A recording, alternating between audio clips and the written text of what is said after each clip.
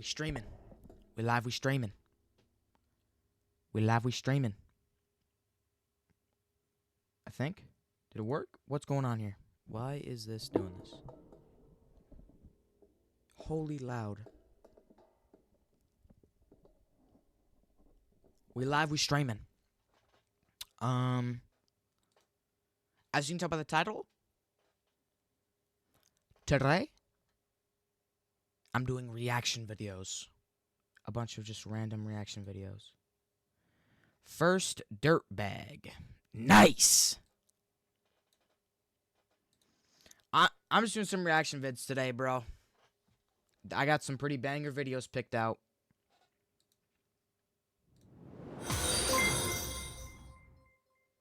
Sid with the follow. When's the face reveal? Once I get to 50 followers, I'll do the face reveal. I'm only a few away.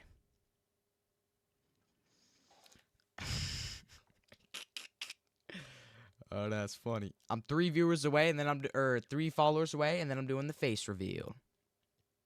Okay, load it up. That's loaded. Downloaded. All right. First, police dash cam. That's loud. Holy shnikes, yo. All right. First video. Cops get sued after simple traffic stop. What did they do? We're going to find that out. What just... Cam shows a DoorDash driver turn onto a one-way street going the wrong. Police dash cam shows a DoorDash driver turn onto a one-way street going the wrong direction. The officer activates his lights and initiates a traffic stop. What he doesn't know is the massive controversy that sparks from the events that are about to unfold. Northbound and the southbound lane. There's a lot of further movement. I'll take a second. Hold back. Rummaging through items. Around a lot in the past. Don't want to do that when you get pulled over. You're going to get shot. On your side and the center console and everything else. Put your hands where we can see them. Your hands up. Driver, with your left hand, reach down, open the door. Whoa! Do it now. Guns drawn already? With your left hand, grab the door handle and open the door. Do it now. Unlock it. Keep your hands up. Slowly step out of the vehicle and face away from us. Face away. Yo. Keep your hands up, face away from us right now. Dude. Okay, one of them should have a taser, not everybody going lethal right now. What? You're gonna kill this man. All right, put your hands top of your head, interlace your fingers. Face away. Face away from us right now. Sorry, What did Shorty do? just listen to that's a his dude, bro. instruction. You're not listening. Move slowly backwards to the sound of my voice. Do you understand? Start moving. I can hardly tell what's Slow happening. down. Keep facing forward. Keep walking. Buddy's food's gonna get cold.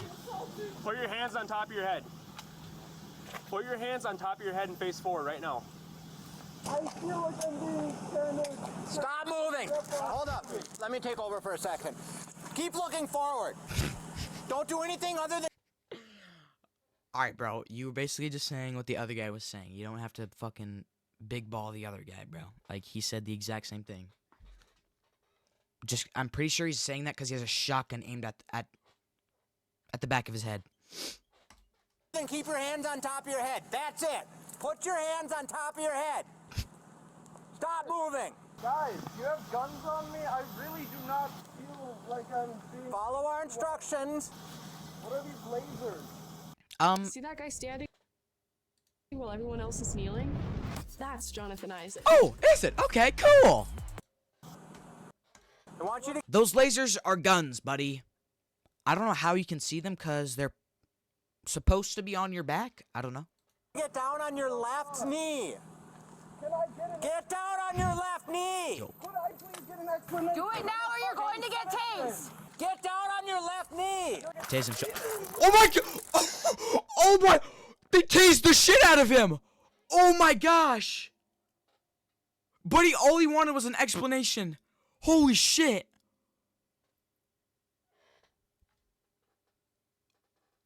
Yo. This escalated way too quickly. What? Yo, he didn't even do... Buddy, he wanted an explanation. He had guns drawn on him. Fucking 4 or 5 cops. Dude, what? Get down on your left knee. Could I please get an explanation? Do it now or you're going to get tased. Get down on your left knee.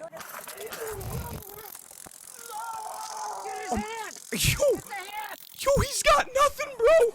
Don't move or you're going to get tased again.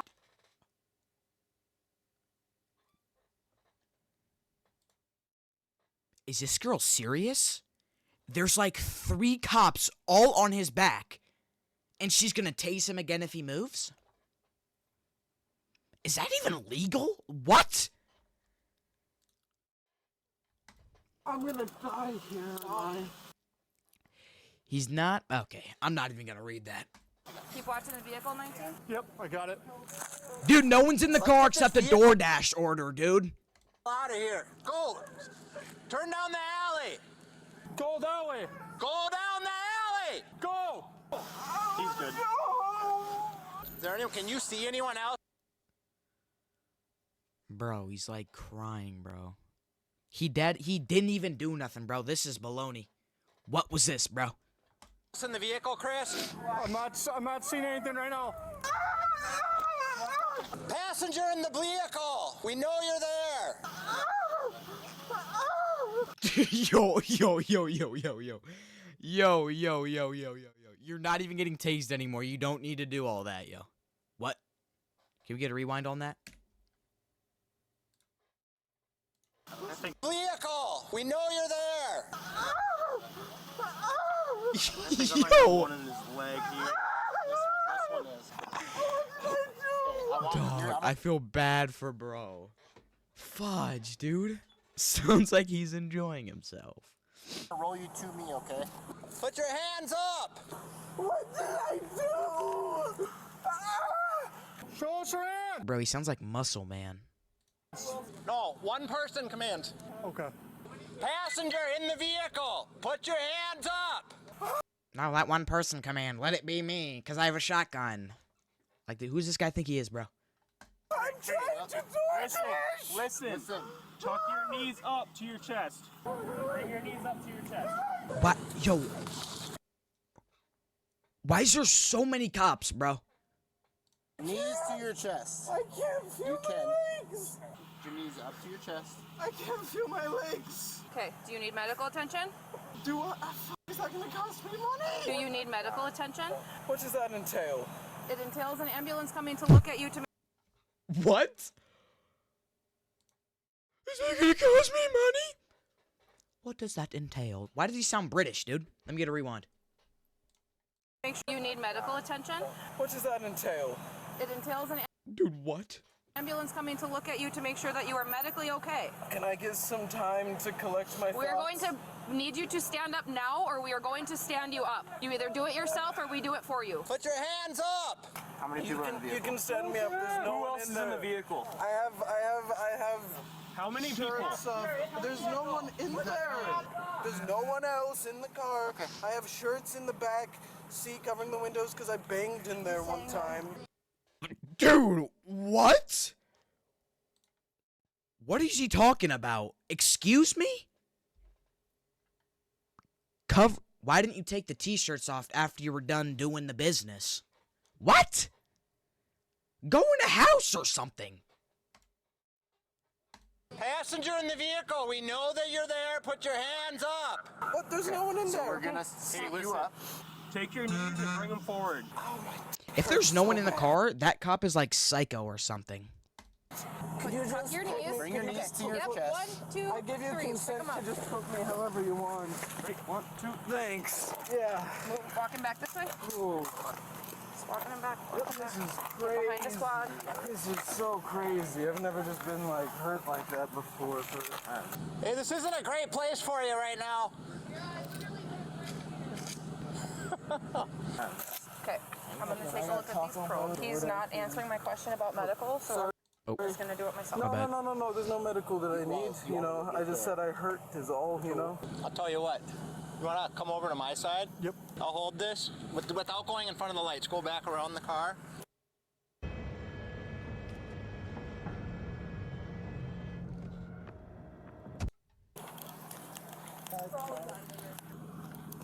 Is my car suspicious or something? I just really would like to know what's happening. We'll explain what's happening in a second. My partner pulled you over and called for more squads, and here we are. Bro, he literally did nothing, bro. Why can't they just tell him? Because they don't have an explanation, dude. They're just doing this, bro. And then we're in They're doing this shit just cause, dude. this position because you were not following our commands. Well, I pulled over right away, and then like a bunch of cops. I get the rummaging around the vehicle part is suspicious, but you didn't have to tase the guy, dude. You were not following our commands. That is why we are in the position we are in. I followed all your commands. You I sure swear. didn't. What didn't I do? You sure did not follow. What did I not do? We can discuss that in a little bit. Okay. And I'm curious if the rest of the vehicle is locked, considering that he unlocked from that front door. Probably is. But what we'll do is we'll both go up on the front passenger side here. Or on the passenger side. When we get to the trunk, I'll check it. I want you to hold the trunk. I'll move up to the back seat and then the front seat. And then what we'll end up having to do is come around to the back. Just get like 3 cops and surround the car, bro. What is he plotting right now? Just get 2 cops to go either side. Like flashbang the damn thing or something. What is this guy talking about? And you'll keep holding that. I'll come behind you. I'll go open it from the driver's seat, and then I'll coordinate with you so when we open it, you can step back a little. Sound good? Sounds good. All right, moving on. So you hold that.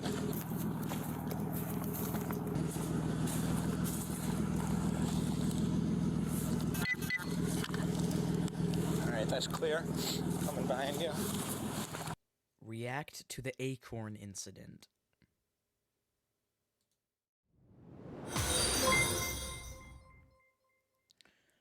Real Jack with the follow. Thank you. I appreciate it, big dog. I think I've already seen the video.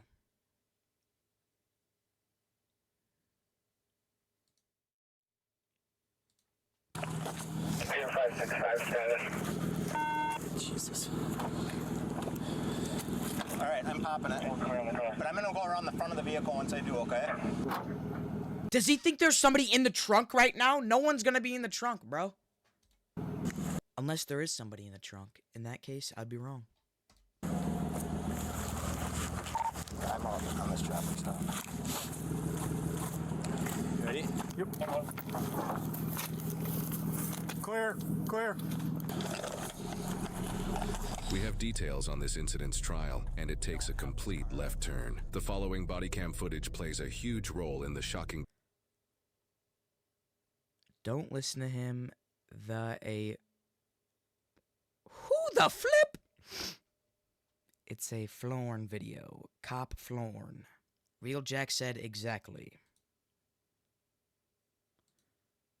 Decision the jury makes. So am I under arrest? At this point, Bro, did they not get the things out of him, bro? What's the video title called on this?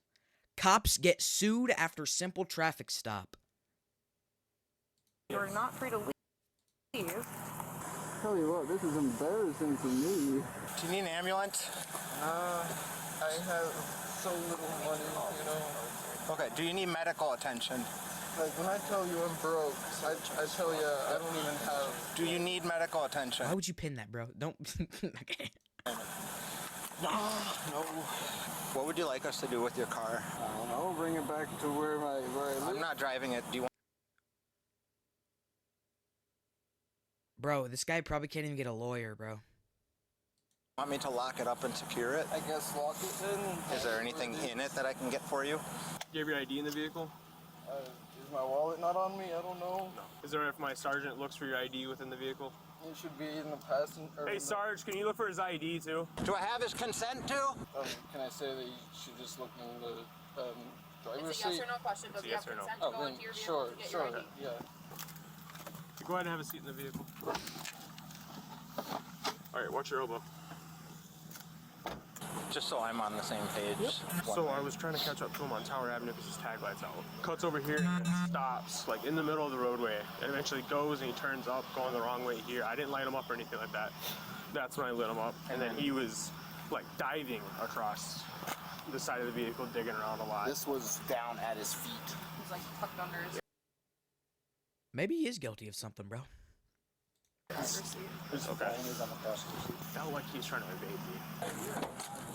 Are you door dashing? Yeah. Where's that order need to go to? I was taking it to 2 different houses I was door dashing to. But you know what? I think they can just get a refund. It's okay. What's your name? My name is Ian Kuipers. Standing up a date right now. I'm sorry, dude. No, you're not. You're delivering DoorDash. What is he on about? What'd you say? I'm standing up a date right now. I was in the middle of a conversation with a girl. You're delivering 2 DoorDash orders. You're not going on a date. Man, this sucks. Here, I'll try to get the heat up for you in just a second, okay? Nah, I'll shiver or whatever. Yep, I'll try to get the heat. It just doesn't flow that well back. Don't worry about me. So, someone said Dude, what? What is this? Alright. they'd let me know why I had to have the squad called on me. So, I was going to pull you over on Tower Avenue there, because your tag light is out. I caught up behind you, there was another vehicle between us, you stopped in the middle of the roadway, and then you went north on going the wrong. I heard he keistered an AR-15 and a honey pack.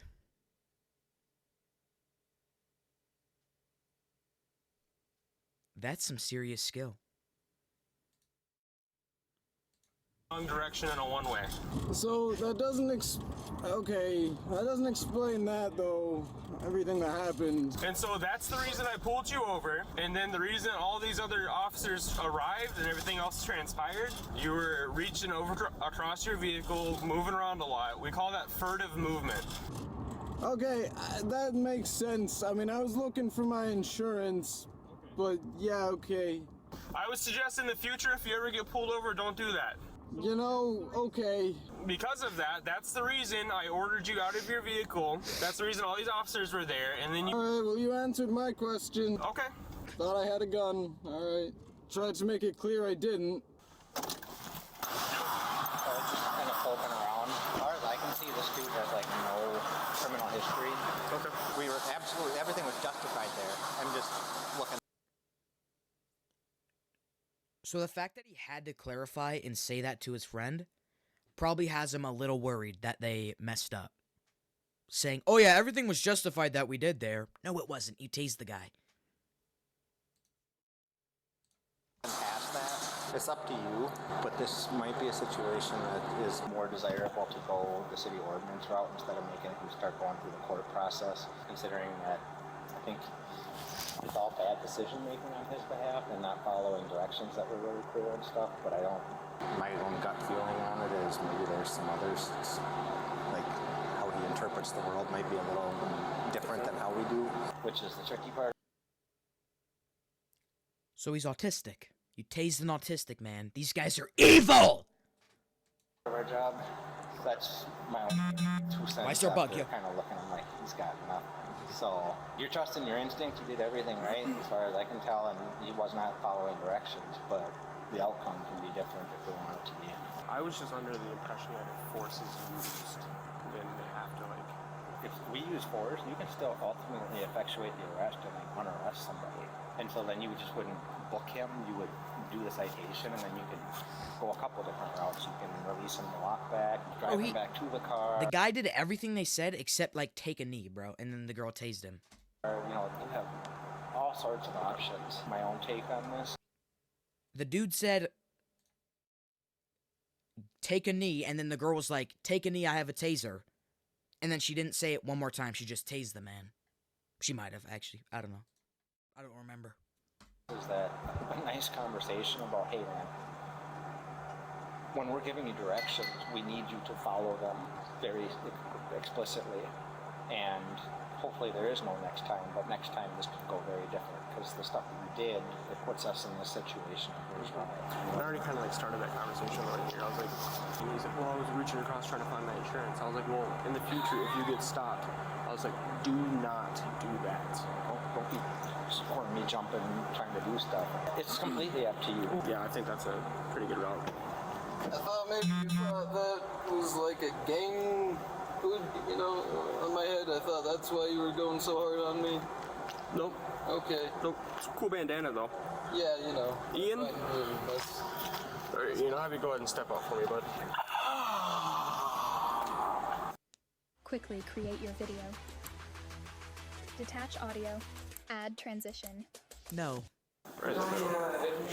Any chance I could use the bathroom? Not right now. What I'm going to be doing is I'll be issuing you 2 citations. There's going to be a city ordinance citation for resisting obstruction, and the other one is for driving in one way. Do I have the chance? Bro's not resisting arrest, bro. He didn't take a knee. They're gonna give him that because he didn't take a knee, bro? Seriously? Whoa. Alright. To appeal the first one, I'm not gonna lie, I feel like I was being as cooperative as I could have been. I was scared. I didn't know what was going on. Yeah, bro, he's probably like shaken up and like his mind was going all over the place and like that's why he didn't take the knee and then they tased him. I keep bringing up the taser. Don't know why. Everything that you guys were asking me to do, but I was shaky and I was really scared about the laser sights that were everywhere. There'll be a court date where you can appeal those, okay? You don't have much of a criminal record, right? I'm not a criminal. I didn't say you were. However, I don't want to enter you into the world of criminal justice this way. I don't want to start you down the road of having issues with law enforcement and stuff like that, which is why I'm choosing not to put you in jail. I'd be well within my right, within my authority to put you in jail right now. Certainly understand that. I'll be mailing these citations to you. Okay. Does that mean I get to go home tonight? Yes. Have you been on the force for long? Not too long, but long enough. There. You want me to put the seatbelt on you? I'm okay. Okay. Thank you, though. Yep, watch your elbow. Did they get my phone, or did I believe get it's left still in your car. Okay, so I'm going back to my car? Yep. Okay. I'll be giving you a ride back. Watch your arm. This seems like a really nice dude, bro. Like, yep. Alright, Ian, go ahead and step up. I'm gonna take this left handcuff off. When I do so, place your left hand on top of your head. Do you understand? Okay. Same thing with your right. Uh-huh.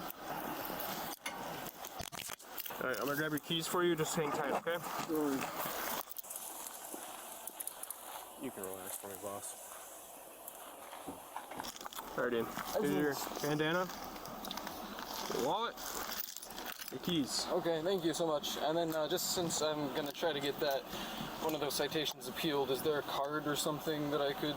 My name will be on the citation. Okay. There'll be instructions. Okay. Yep. So I won't need like anything else. Nope. All the information you're gonna need is gonna be on the citation, on both the citations. Okay. Thanks, Officer Right, Taylor. Thanks.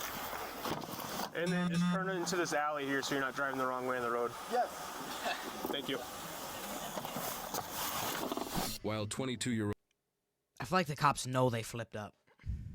Ian Kuipers was cited for driving the wrong way on a one-way street and resisting obstructing. He held true to his statement about appealing the resisting obstructing charge. On July 16, 2024, a jury acquitted Ian of that charge. Now, Ian and his attorneys have filed a multi-count federal civil rights lawsuit against the city of Superior, Wisconsin, and multiple Superior Police Department officers involved in.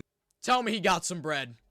the incident. The lawsuit claims excessive force and failure to intervene against the officers and indemnification, which is where one party compensates another for losses against the city of Superior. Ian has since said that he received a diagnosis of post-traumatic stress disorder related to the incident, for which he is receiving ongoing therapy and has been prescribed medication. He has also since moved to Denver, Colorado, after no longer feeling safe living in the Superior area. He also claims to feel extreme distress while driving, causing him to no longer work for DoorDash. In addition, he also lost his job in Denver due to having to travel back to Wisconsin for his criminal trial. Police Chief Paul Winterscheid Really, has dude? since stated That's messed up. that the use of a taser during the traffic stop was due to Ian's continued resistance, claiming that the taser was Is this guy serious? deployed to prevent the situation from escalating. While it's unclear how the Bro, they had like 4 or 5 guns on his back and a taser. There was no need. If he did anything, turned around or did anything, yeah, they could have shot him. But when his hands were up, they could have just walked up and arrested him, dude. They didn't need to get him on the ground, bro. lawsuit has progressed, let us know in the comments what you think about it. And always remember, the body camera doesn't always show the full story. And this might be one of those gray area situations because police frequently have to make split-second decisions. But public opinion will always call that into question. And I have been in these moments, and you don't get to hit the pause button. And that's why one thing I used to do in my off time was run scenarios in my mind so I could train my brain to respond. Cool. That was a W video, dude. I'm dropping a like. Good video. Alright. The next video we got is the man who saved the world. By Fern. This guy's W, bro. I don't know why I'm not subbed. His videos are insane. No glaze. Alright. The man who saved the world. Let's go. Soviet spy satellite Cosmos 1382 detects the launch of a nuclear missile. Uh-oh. Location near a U.S. missile base in Montana. Threat assessment, maximum probability. Uh-oh. The emergency protocol is clear. Relay the alarm to Central Command without delay. A counterattack must be initiated immediately. Thousands of Soviet nuclear warheads stand ready for launch, and so do the American missiles. Many carry over 50 times the explosive power of Fat Man, the atomic bomb dropped on Nagasaki.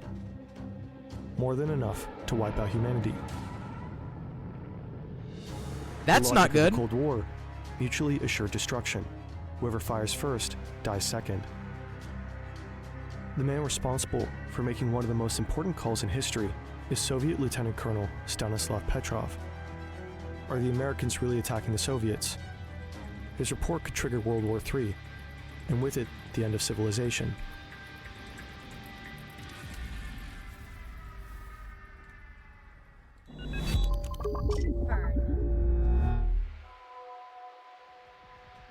A minibus is speeding along a remote forest road somewhere south of Moscow. Okay. Stanislav Petrov is on his way to work. Tonight, he's filling in for a colleague on the night shift. Oof.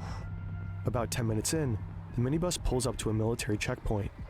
A plain metal plaque by the gate reads, Center for the Observation of Celestial Bodies. Officially, this place doesn't exist. It's not marked on any map. Tall white concrete walls shut it off from the outside world. Here, What in is the up, Zapata Parker? 15 bunker, Petrov is about to begin his shift. He's the shift commander for the Soviet Union's early warning system, OKO. His job is to trigger the alarm if the system detects a nuclear strike. Today, around 80 employees are under his command. Oh, my bad. 4 quiet, uneventful hours pass. But at 12:15 a.m., the alarm goes off. What are we watching? The man who saved the world.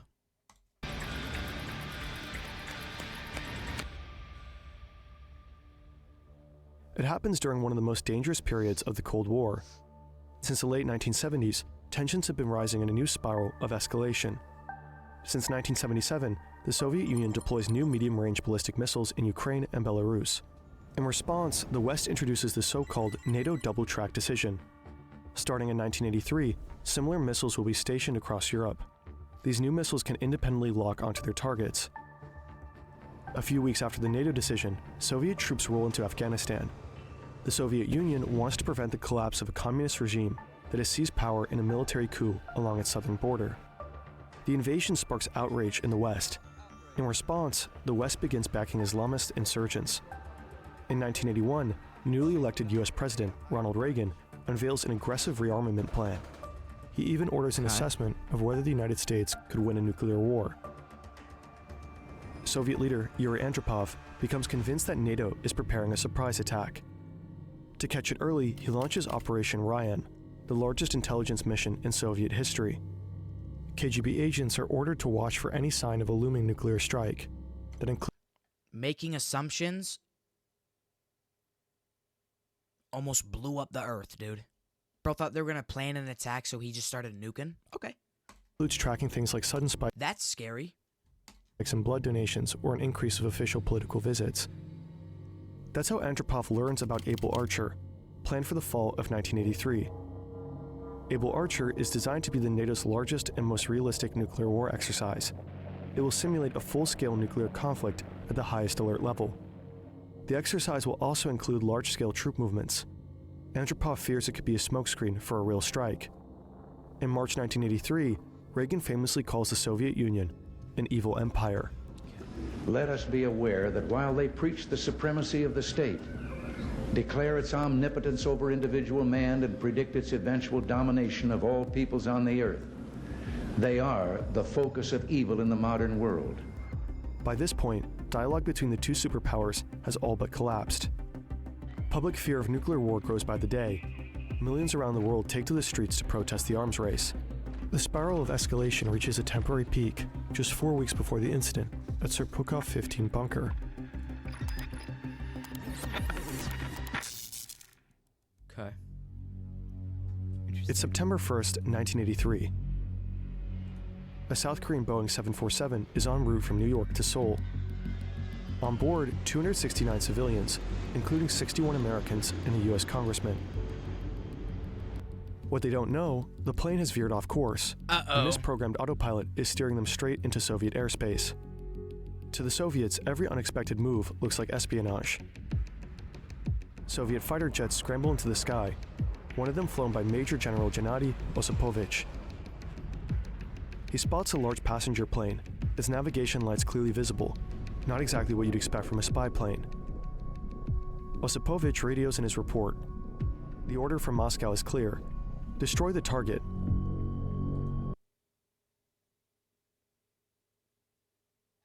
Excuse me? Dude. Do not destroy the target, yo. Do not do that. After a brief back and forth, he fires a warning shot. No reaction from the passenger plane. Then he launches 2 missiles.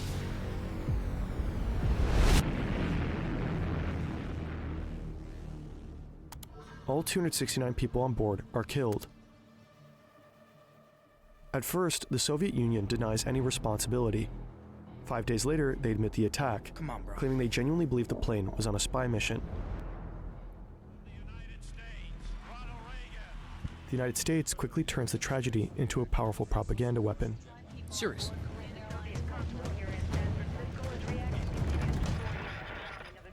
Is this a Fern production film?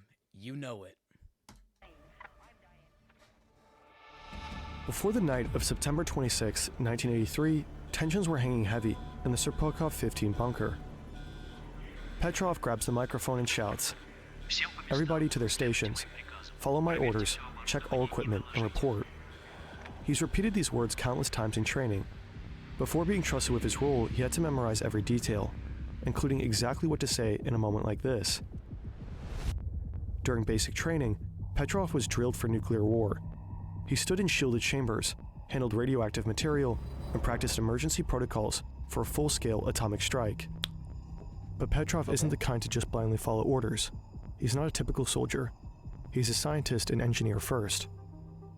Years later, Petrov faces a decision no training could prepare him for. It's not a moment for quick reaction. It's one for smart analysis. Clear thinking under pressure isn't luck. It comes from understanding how systems behave. Brilliant can help you develop these abilities.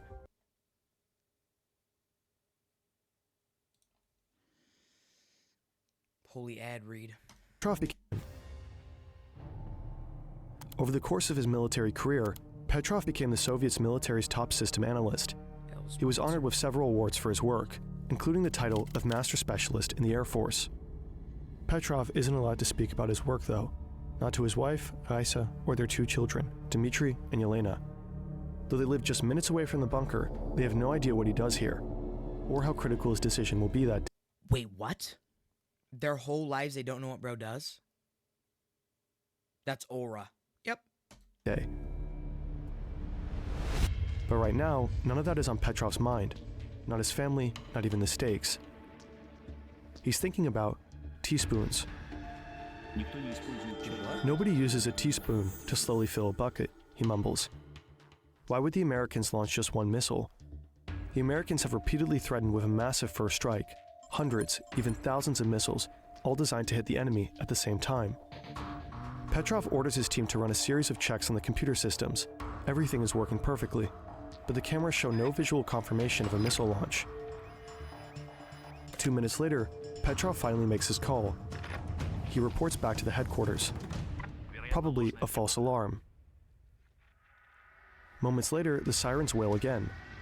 This time the system shows a second missile. Uh-oh. Then a third. Uh-oh. A fourth. Holy schmoly. A fifth. A fifth one too. The alert level jumps from launch to missile attack. Or they combined all the bombs. Petrov knows the warning system inside and out. He helped to build it. He wrote the software and the manual. The Soviets had rushed to develop OKO after falling behind the Americans. They've been using a similar technology for over a decade. The Soviet system has been operational for less than a year. OKO, Russian for eye, is built to monitor Earth using a network of observation satellites. The satellites feed their data directly into an M10 supercomputer. The machine runs a complex 29-step algorithm to determine if a missile attack is underway. Dude, what? All in near real time. But Petrov doesn't trust the computer. The maximum probability warning feels wrong to him. It's too certain. He and his team see no other signs of a nuclear launch. He thinks to himself, we built the systems, we should be smarter than the machines. Petrov reports a second false alarm. What follows are the longest 17 minutes of Petrov's life. That's how long it would take US missiles to reach Soviet soil. Thousands of US ballistic missiles are primed for launch at key strategic locations, such as here, here, and here. Just one Minuteman III missile, armed with 3 warheads, could simultaneously obliterate the Kremlin's military command, flatten an airbase, and vaporize a submarine harbor. If a nuclear war breaks out, thousands of cities would vanish in minutes. Hundreds of millions of people would die instantly. Uh-oh! Most survivors would be left to face a slow, agonizing death from radiation. Petrov is not certain he made the right call. He estimates the odds of a real attack at 50-50. When Petrov hangs up the phone, his Bro, he's probably shitting his pants right now, bro. colleagues stare at him in disbelief. He's just broken protocol, without a shred of proof that the warning system was wrong. A storm of questions must be racing through Petrov's mind. What if I am wrong, and missiles really are on their way? Well, you have 15 seconds, and you're gonna die. Would that be my fault? But what if it is a false alarm? Could I live with millions of lives on my conscience? In the end, Petrov relies on only one thing, his instincts. He refuses to be the man who starts World War III. Holy aura. 17 minutes pass. No missiles appear on radar. No explosion on camera. Petrov was right. It was a false alarm.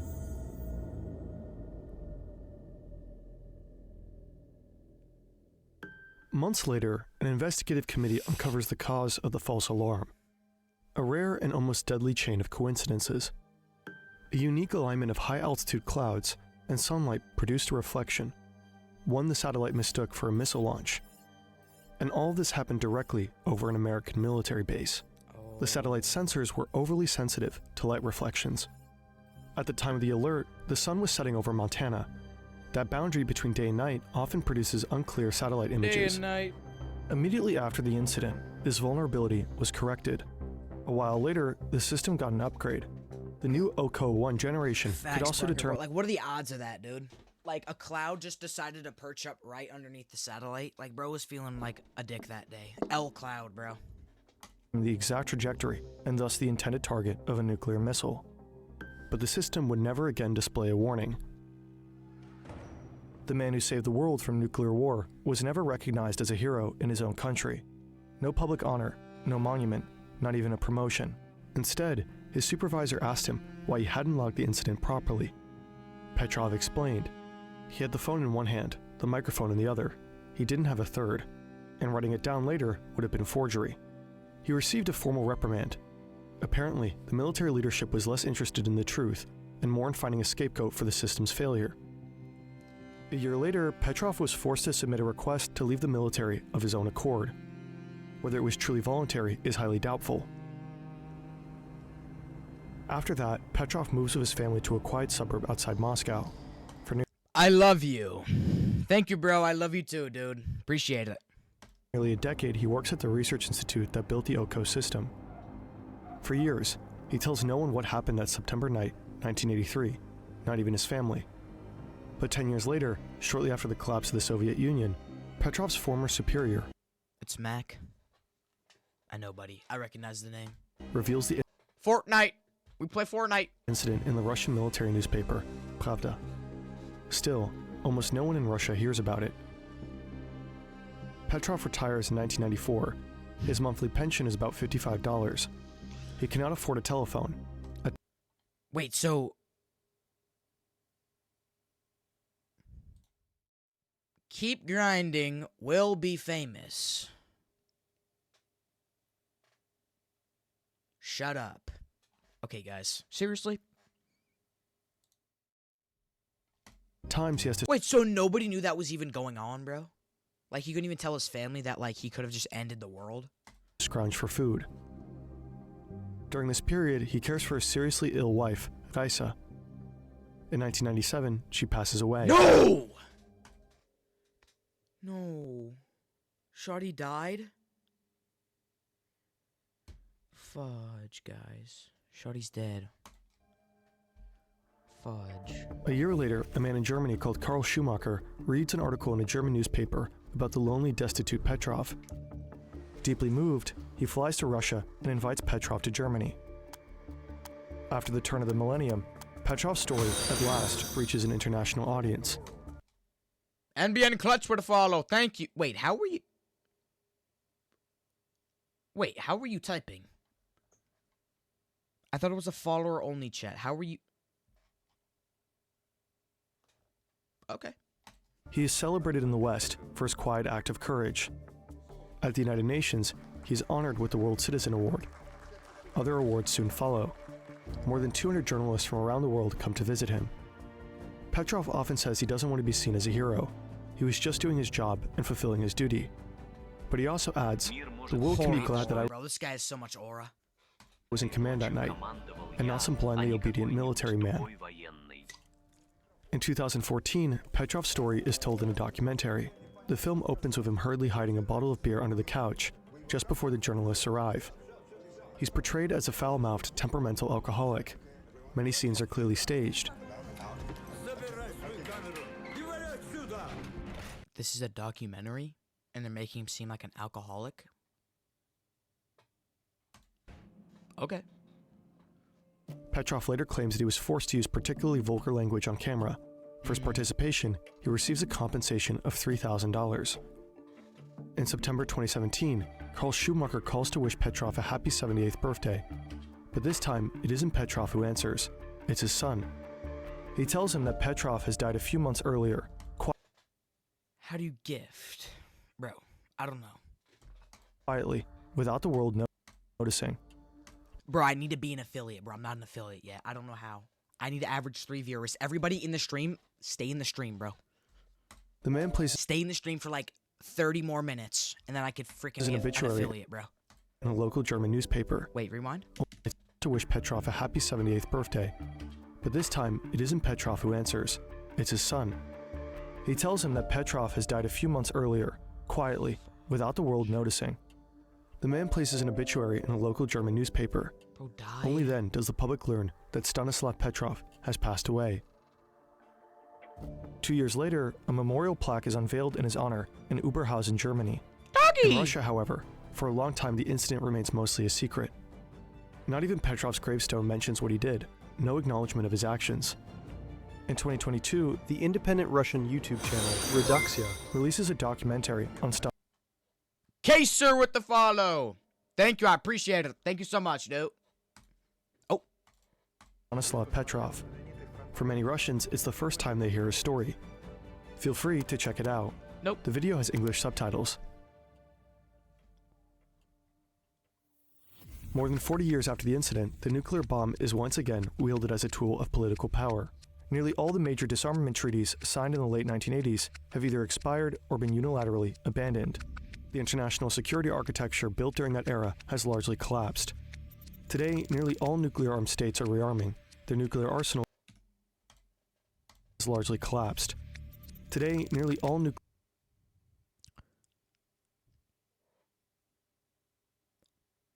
So, yep, we're cooked. nuclear-armed Why does Russia have 500 more? Yep, we're done, guys. states are rearming.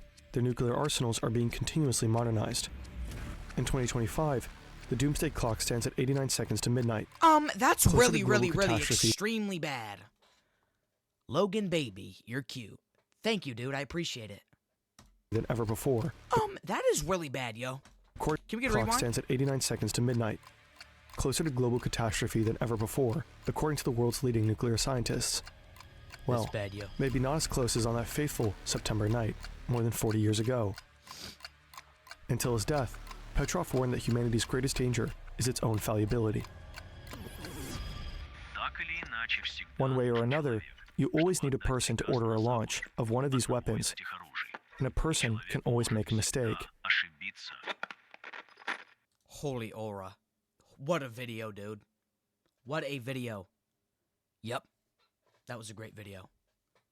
Next video. Today? Welcome back to— Whoa! Family influencer crimes. Papa Meat. I love him.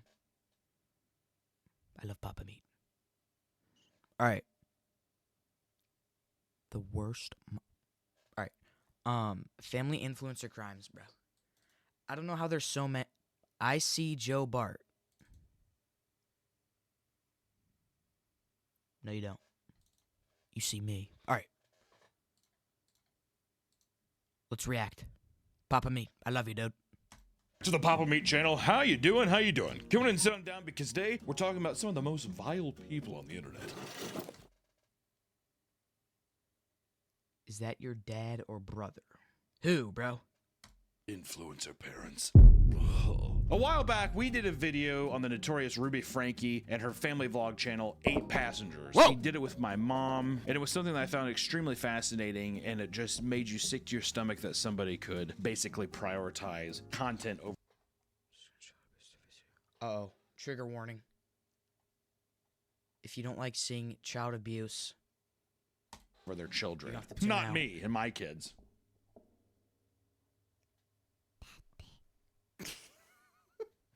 What if I told you at one time he was alive?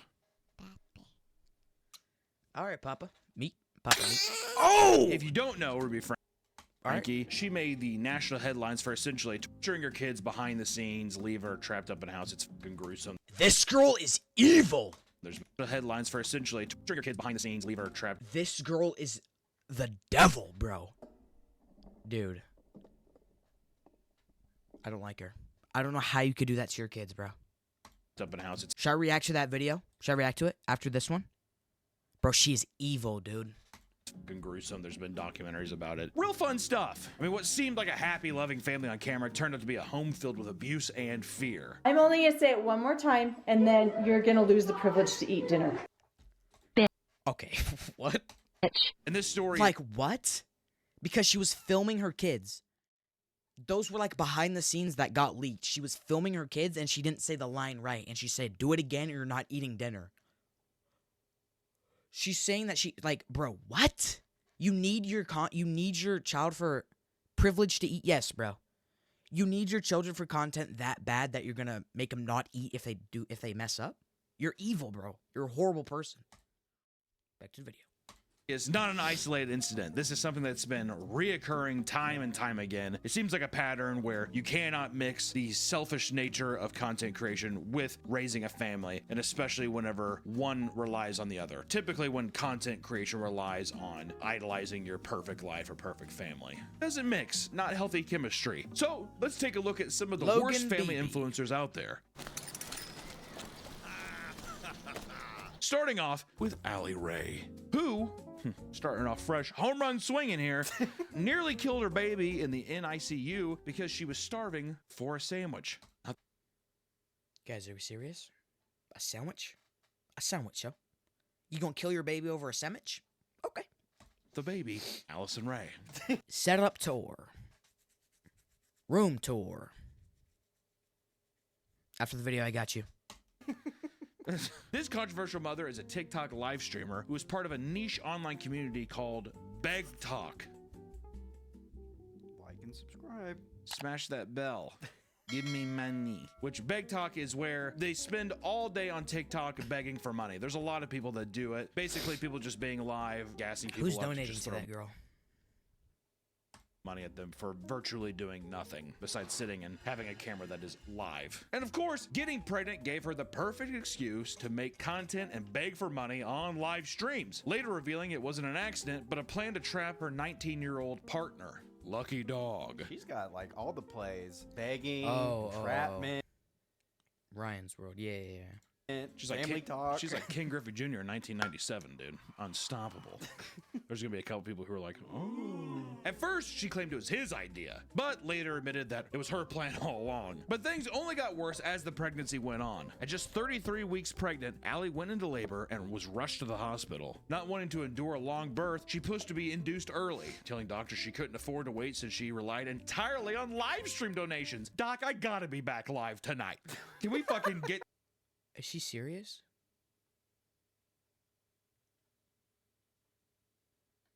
Can we squirt this thing out quick? Whoa. Is she serious, yo?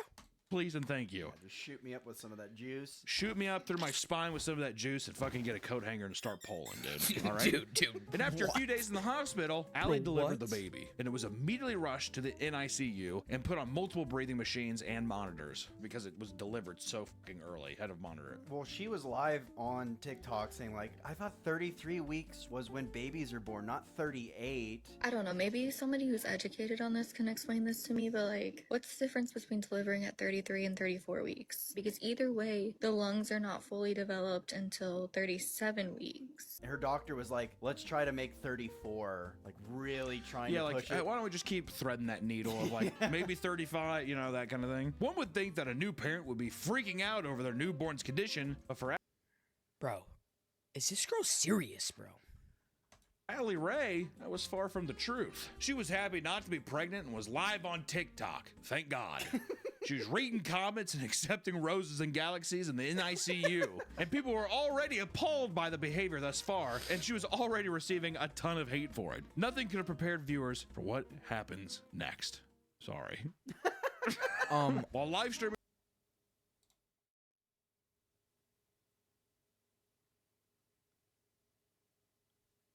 Scanning the video. I don't know what's gonna happen.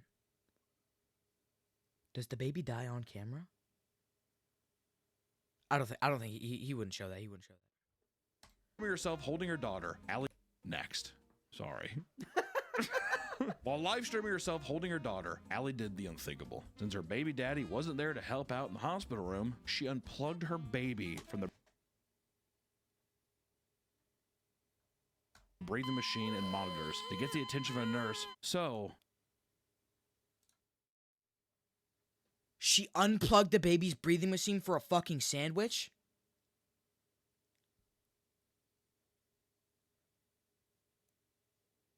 Are we... She unplugged the baby's breathing machine so the nurse would come and she could ask for a flippin' sandwich. Yo, that is... You like cookies? Well, you know I do. they could bring her a turkey sandwich. No, no, you're fine. It's not an emergency. Oh. I just was gonna see if you could bring me a turkey sandwich. And it's so sad that this is all on video. Not even on video, it was happening in real time for viewers. Can you imagine just sitting there being like, Yeah. Can you imagine the baby? yeah, like the baby sitting there just like, Yep. Allie clearly didn't think she'd done anything wrong, so she did it again in a separate live stream.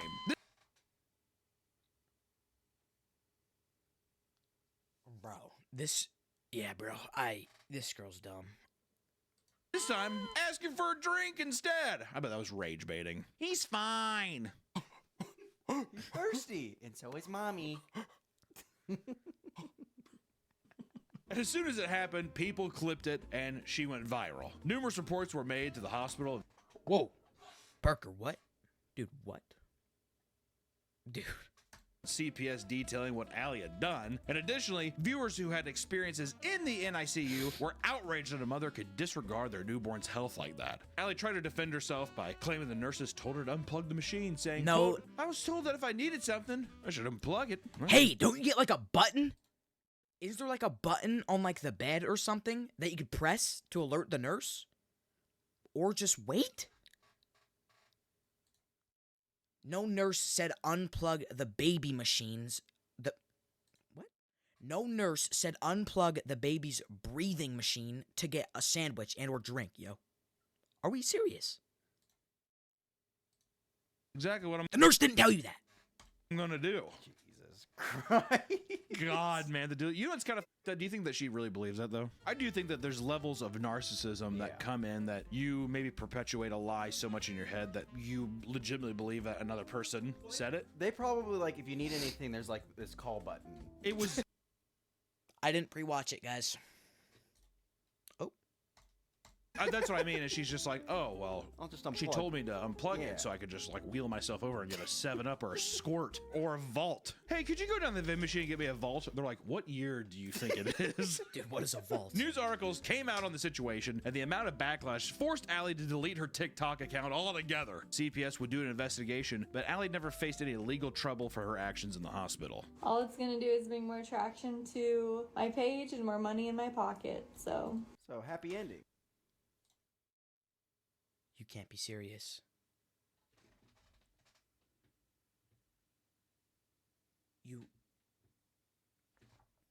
That has to be rage bait. There's no way. There's no way she posted that video. That's rage bait. There's no way she posted that video talking about money. So it's a happy ending for Allie, and I'm sure that baby's gonna be just fine as long as she has Vault and turkey sandwiches. Facts. In many of these controversial cases, the parents typically have more than 3 children. This provides a steady stream of content, and in theory, it's a good idea, but getting 5+ kids to cooperate is hard. Borderline impossible. And that's where parents lose their patience, like the case of Fantastic Adventure. I gotta say, this is a rough watch today. This is a sad, sad watch.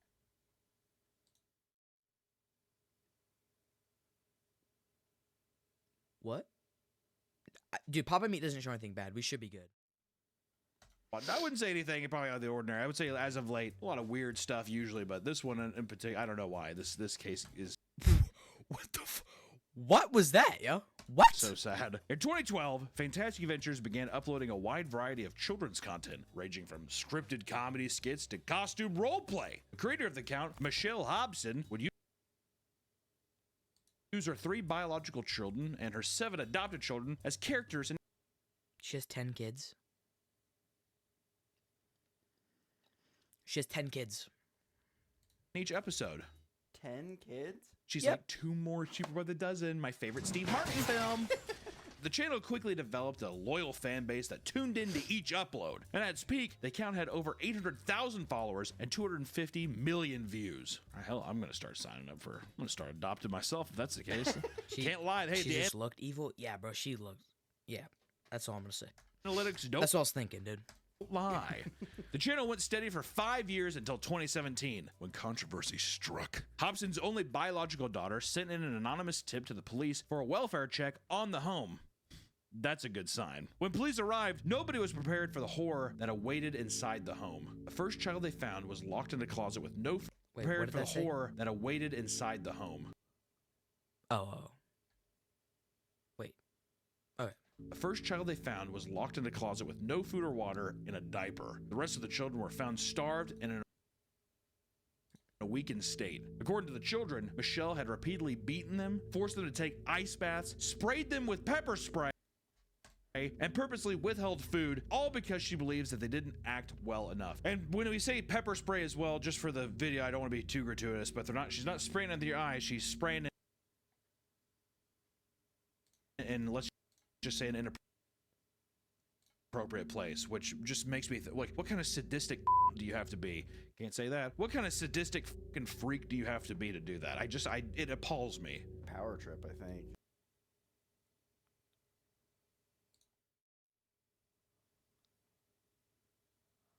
I'm at a loss for words. Makes them take ice baths and pepper sprays them in... Yeah, that's just... I don't know. Do you think it's just a power trip, or do you think that the person's just like, wait, I have to upload. I have to, like, going and saying, I gotta get, hey, views are down. Steven, could you come over here? Well, it's one of those things because she's saying based on poor performance. It's like she's like a theater like person. Well, that's what I mean. Based on poor performance, do you think she means like view-wise, or do you think that she's just like, you guys aren't trying hard enough? I think it's you guys aren't trying hard enough. Yeah. See, that's what happened in the Ruby Frankie thing too, when she's like, you need to smile and say this, and they're like, can I fucking do anything else, right? You know what I mean? Yeah. Brutal, bro. The children were also found to be developmentally behind because they hadn't attended school in years and instead were kept at home to film and act in YouTube videos constantly. Woo! And as soon as these conditions were discovered, the children were removed, and Michelle and her two older biological sons were arrested. The two sons were charged with failing to report the abuse since they allegedly knew what was happening. Oh my gosh, the brothers didn't help. Oh my gosh, the brothers did not help. In the house, but the charges were later dropped because there wasn't enough evidence to support. No way the charges got dropped. Them being a part of it. It's kind of like Ruby Frank. Oh wait, for the brothers. Never mind. Husband. Well, I've always been confused about Ruby Frankie's husband because I'm like, what the? Wait, right? I'm pretty sure just the brothers. But the charges were later dropped because there wasn't enough evidence to support them being a part of it. Yeah, just the brothers' charges got dropped. Husband. Well, I've always been confused about Ruby Frankie's husband because I'm like, what the fuck were you doing? What I don't understand is he's like, well, she kicked me out. I'm like, you didn't want to check on your kids once? He's like, well, I had my faith. Like, seemed fine on the cameras. It's fine. How can you watch this go by? It's just weird. Michelle was charged with 5 counts of unlawful imprisonment, 2 counts of molestation, and 7 counts of child abuse, but she never served jail time.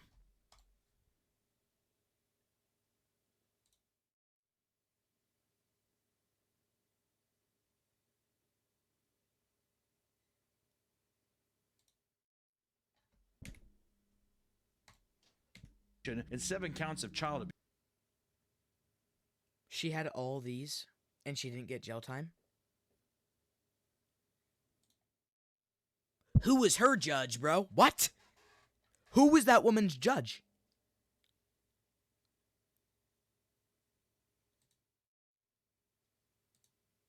Or lawyer, I meant, not judge, lawyer.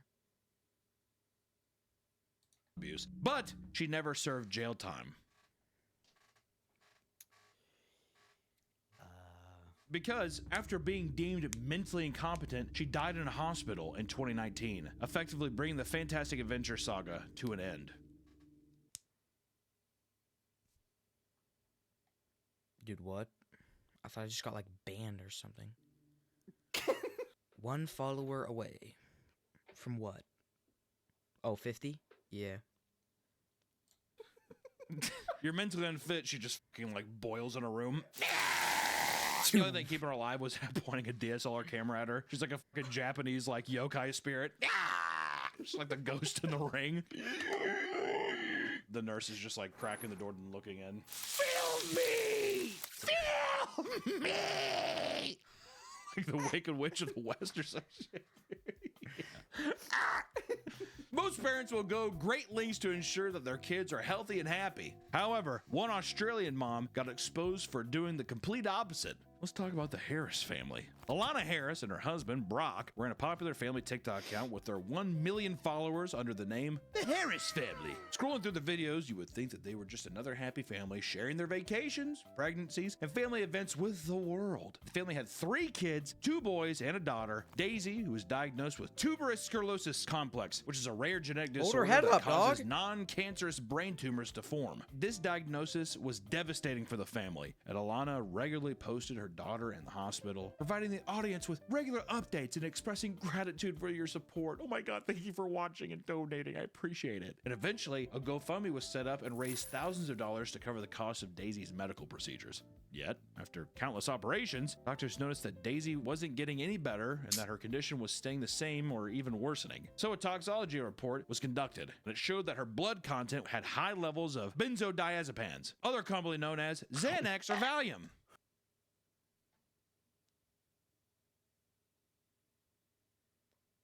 The mom was on drugs and breastfeeding. Whoa. Fun one. This obviously raised red flags for doctors as they had never prescribed any drugs like that, and doctors continued to investigate the source of the drugs, and it didn't take long to uncover that I know the source of the drugs, dude. Trust me. Alana But never had been deliberately drugging her child to keep her sick. Oh my gosh, even worse. Oh my gosh, even worse. Oh my gosh, even worse. She was giving the drugs to the kid. I'm about to like hit like a backflip right now. What? Dude, how could parents do this, bro? For views, bro? She's milking the child's health for views on TikTok and donations in the GoFundMe. Oh, she's not getting any better. I need you guys to donate $60,000 more. Bro, this is just... Gypsy Rose, ladies and gentlemen. That's like a Munchausen thing, right? Yeah. Munchausen by proxy or whatever. Take the Xanax. It'll make you feel like you have wings. Well, I guess for a kid, it'd be the same shit, just like, yep, you have to take it. Just that authoritative tone, you know? You're sick, honey. Yeah. Okay. God, dude. Okay, well, no, she probably force-fed it to her. It's a little kid. Unbelievable. Alana did this because she benefited both financially and socially by keeping Daisy sick for content, a pattern consistent with Munchausen syndrome by proxy. The investigation report was for content, a pattern consistent with...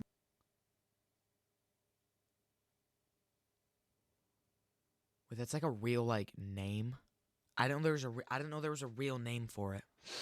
Munchausen syndrome by proxy. The investigation report was handed over to the police, and all of Alana's children were removed from the home while she was taken into custody. Thank God. Brock, her husband, if you forgot that he was fucking there, like every one of these husbands, was initially suspected of aiding his wife and poisoning their child, but he later claimed that he was completely oblivious to the whole thing. Holy shit. I hate that. I fucking hate that. Here's a quote from him. I had no idea about when Alana was doing the Daisy. That bullshit. I pushed her for these surgeries because of my heart. I felt it would help. But I didn't do a single thing to put... It's him just being like, he's on his lazy boy watching TV. Babe, we should do that. Am I out of line by just being like, what the fuck are you doing? Bro, like, is he never with his kid? Like, you just don't, like, notice? Or, like... Why, he obviously can't be with him 24/7, I guess. But, like, still, dude. That's baloney that he didn't know. Well, there's definitely is, like, a disconnect, but I could see it. A disconnect? Hey, I couldn't help but notice that fucking lumpy Lou over here keeps growing things in her head. Like, what the f? And you just keep giving her pills. Or you never once saw her give her a pill? Word? Not once? Wait, so are you taking care of it? Yeah. Okay. Like, is that as involved as you are? Like, it just seems... There's no way in hell you just type smash. Dog. Do you not see? She's feeding her kid Xanax, bro. What do you mean? Insane. Every other friend I have that has a... Better believe it, lil bro. Hey, how about I time you out for 37 seconds? Never mind. Child. Like, they know every single thing going on with that child. Wait. Like, medication. Rewind. Is that as involved as you are? Like, it just seems insane. Every other friend I have that has a child, like, they know every single thing going on with that child. Like, medication. Exactly, bro. they're taking anything. Surgery's coming up, whatever. She's just be like, well, I just saw she had it totally covered. That's what I think it was. It's more like, it's not odd to be like, here, take this vitamin or whatever. No. Her giving the medication to her daughter. I mean, like, animal attack. Oh my days. you're gonna trust the fucking person that's raising you, right? Yeah. But I just mean, I am so livid by these usually, I mean, in almost all these cases, Ruby Frankie and in this one here, it's like, are you doing nothing? What are you doing? Yeah. Well, I have to work. Yeah, bro, there's no way you have zero idea that this is happening. Oh, I didn't know. Like, you gotta have, like, some, like, suspicion of what your wife is doing. There's no way you have zero idea, and that it's going on for this long. I worked 8 hours today. Well, I didn't. I mean, I just usually come home and I see her lumps and I say, well, okay, well, we got to figure something out. Well, I get sleepy and I go to bed. I mean, does that not sound ridiculous? Dude. It's emotional. Yeah, I worked a goddamn... Hey, honey, not right now. I worked an 8-hour day. How's our baby doing? Still got the lumps in her neck? All right, you can take care of her, right? I'm gonna go to bed because I just worked all day, damn it. Like, come on, dude. Oh, like, you see your child lumpy and you just kind of want to disconnect and... No, do you think that's what it is, too? He's just like, I can't deal with this. Yeah. Like, the stress of having to deal with that. I think it's... What a good father. Like I said, there's no way he had zero idea what was happening. Yeah. Hey, babe, I'm gonna go play Halo Wars in the basement. Halo Wars. Did you give her a vitamin? Okay, just making sure. Yeah, Halo Wars. He's like, all he has is an Xbox 360. He's playing games from like 2011. Hey, babe, I'm gonna. Yo, babe, you need help? Vitamins? Did you give her vitamins? Yeah. You need me to help you? No, I can't right now. I'm playing Halo. You got it, right? All right, yeah, thanks, babe. All right. Like, play Sneak King. He's like, just plays the Burger King game. And what's this game, bro? Online, many people were disgusted that they even supported someone like this and spread the story all over the internet. This ensured that the Harris family would be under a microscope for the rest of their lives. Following Alana's arrest, her TikTok account would be shut down. She would be charged with poisoning, torture, child exploitation, and fraud. Which, I will say, 2 back-to-back. At least we have 2 arrests back-to-back. Usually on some of these, it's just like, well, actually, to be fair, one melted like a witch and the other one. They're like, you're insane. She's like, yeah! And then this one, they're like, all right, I guess you have to go to prison. Are you going to melt? I don't think so. There are many challenges that come with raising a child, as each child is obviously different. So when you use your kids for content, it can be hard to get all of your kids to align with your narrative or brand. AKA, once again, Ruby Frankie. Got to get them all together. Kids go through like fucking puberty. They get all moody and all that kind of shit. And after a while, you're like, you need to smile. Mama needs to post to YouTube. We need roses on TikTok. Which, let me tell you something. This is another gut. I mean, all of these are going to be gut punches, but I remember when we were reading this one, it made me actually sick to my stomach. Because for one family, their adopted child was more work than they bargained for. The Ohio-based channel was called The Stauffer Life. Micah and James Stauffer built a family lifestyle brand, gaining over 700,000 followers on their main channel and 300,000 on their garage spin-off channel. And in each video, the parents showed off their hectic life with their 4 kids as they took them to their appointments, celebrated birthdays, and other life milestones, right? 2016 and 2017 marked an exciting time for the family as they were in the Did you know it was legal to mail a child at one point?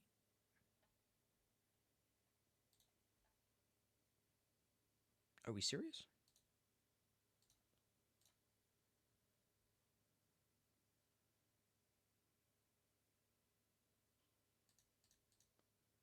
Wait, what? Oh my gosh. Yeah, that's insane.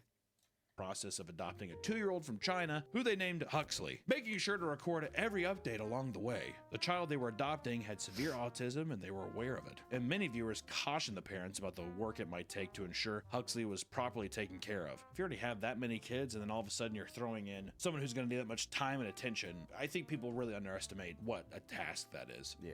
For severe autism, where it's at that point, it's like they can't take care of themselves, you know? But despite this, all Micah had to say was, quote, "But if anything, my child is not refundable." Yet, that's exactly what she did.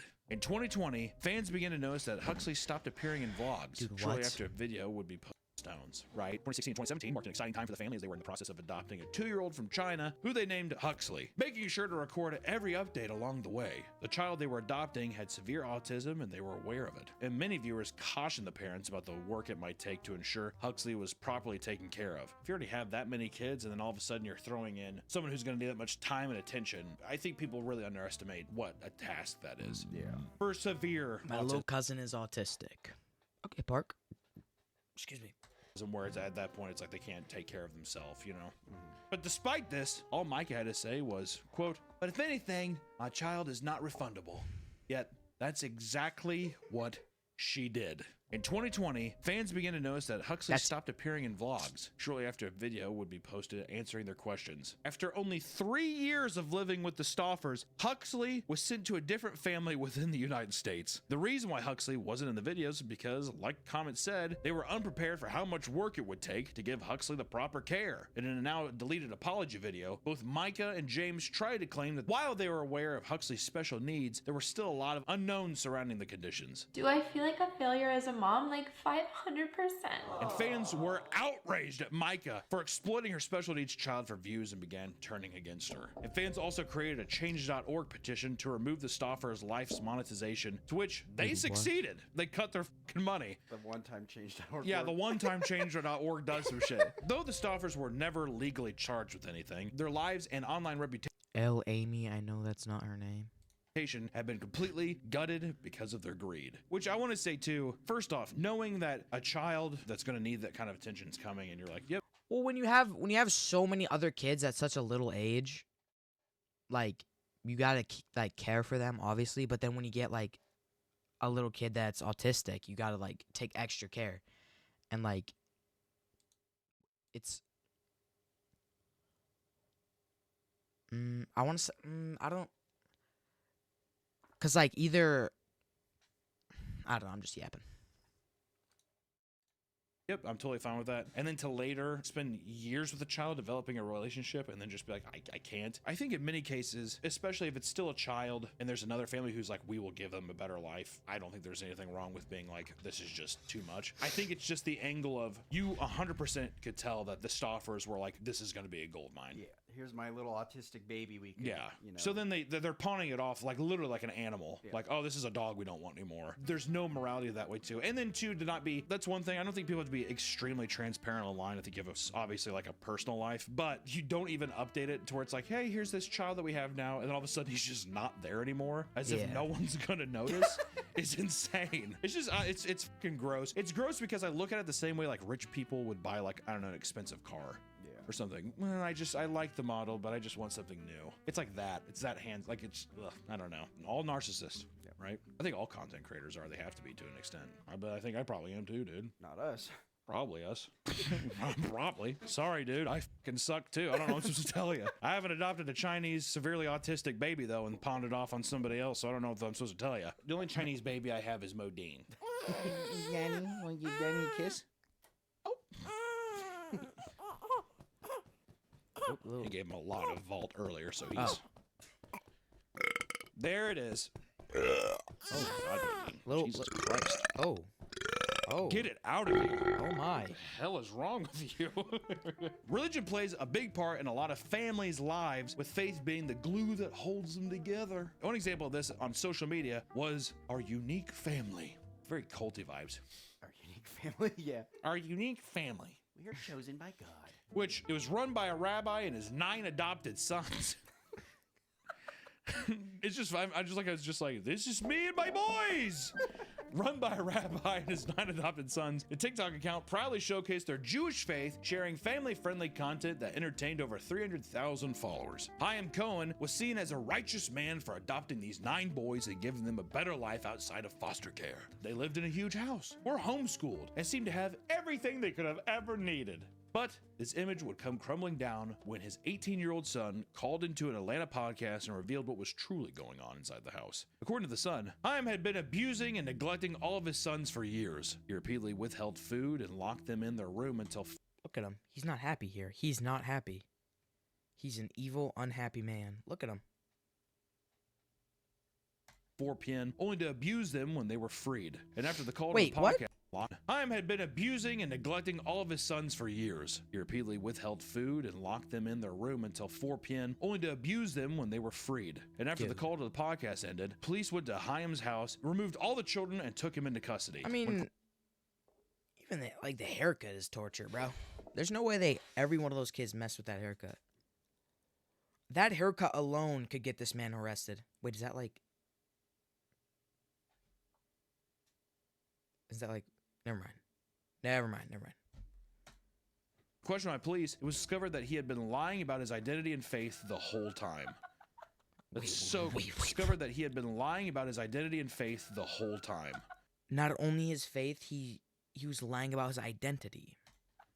That's so crazy, man. That's so fucking crazy. Chaim changed his name in 2009, around the time he claimed to convert to Judaism. He wasn't even a real rabbi, and his claims that his kids come from Jewish families was false too. As soon as they moved in, he changed their names to sound more Jewish, just like he had done with his own name. He also made them grow side locks to fit into the online narrative and just kind of the general look of the people that would be watching Jewish family vlogs, you know. And on top of that, right around the time this all came out, he had started to appear on camera in a wheelchair and an air mask. Yet when he was taken into the hospital, doctors found that there was literally nothing wrong with the fucking guy. In the end, Chaim was sentenced to 135 years in prison for multiple counts of child abuse and one for injuring a child, with the judge's final words to him saying, quote, "You're gonna die in prison," which is so fucking obviously it's 135 years.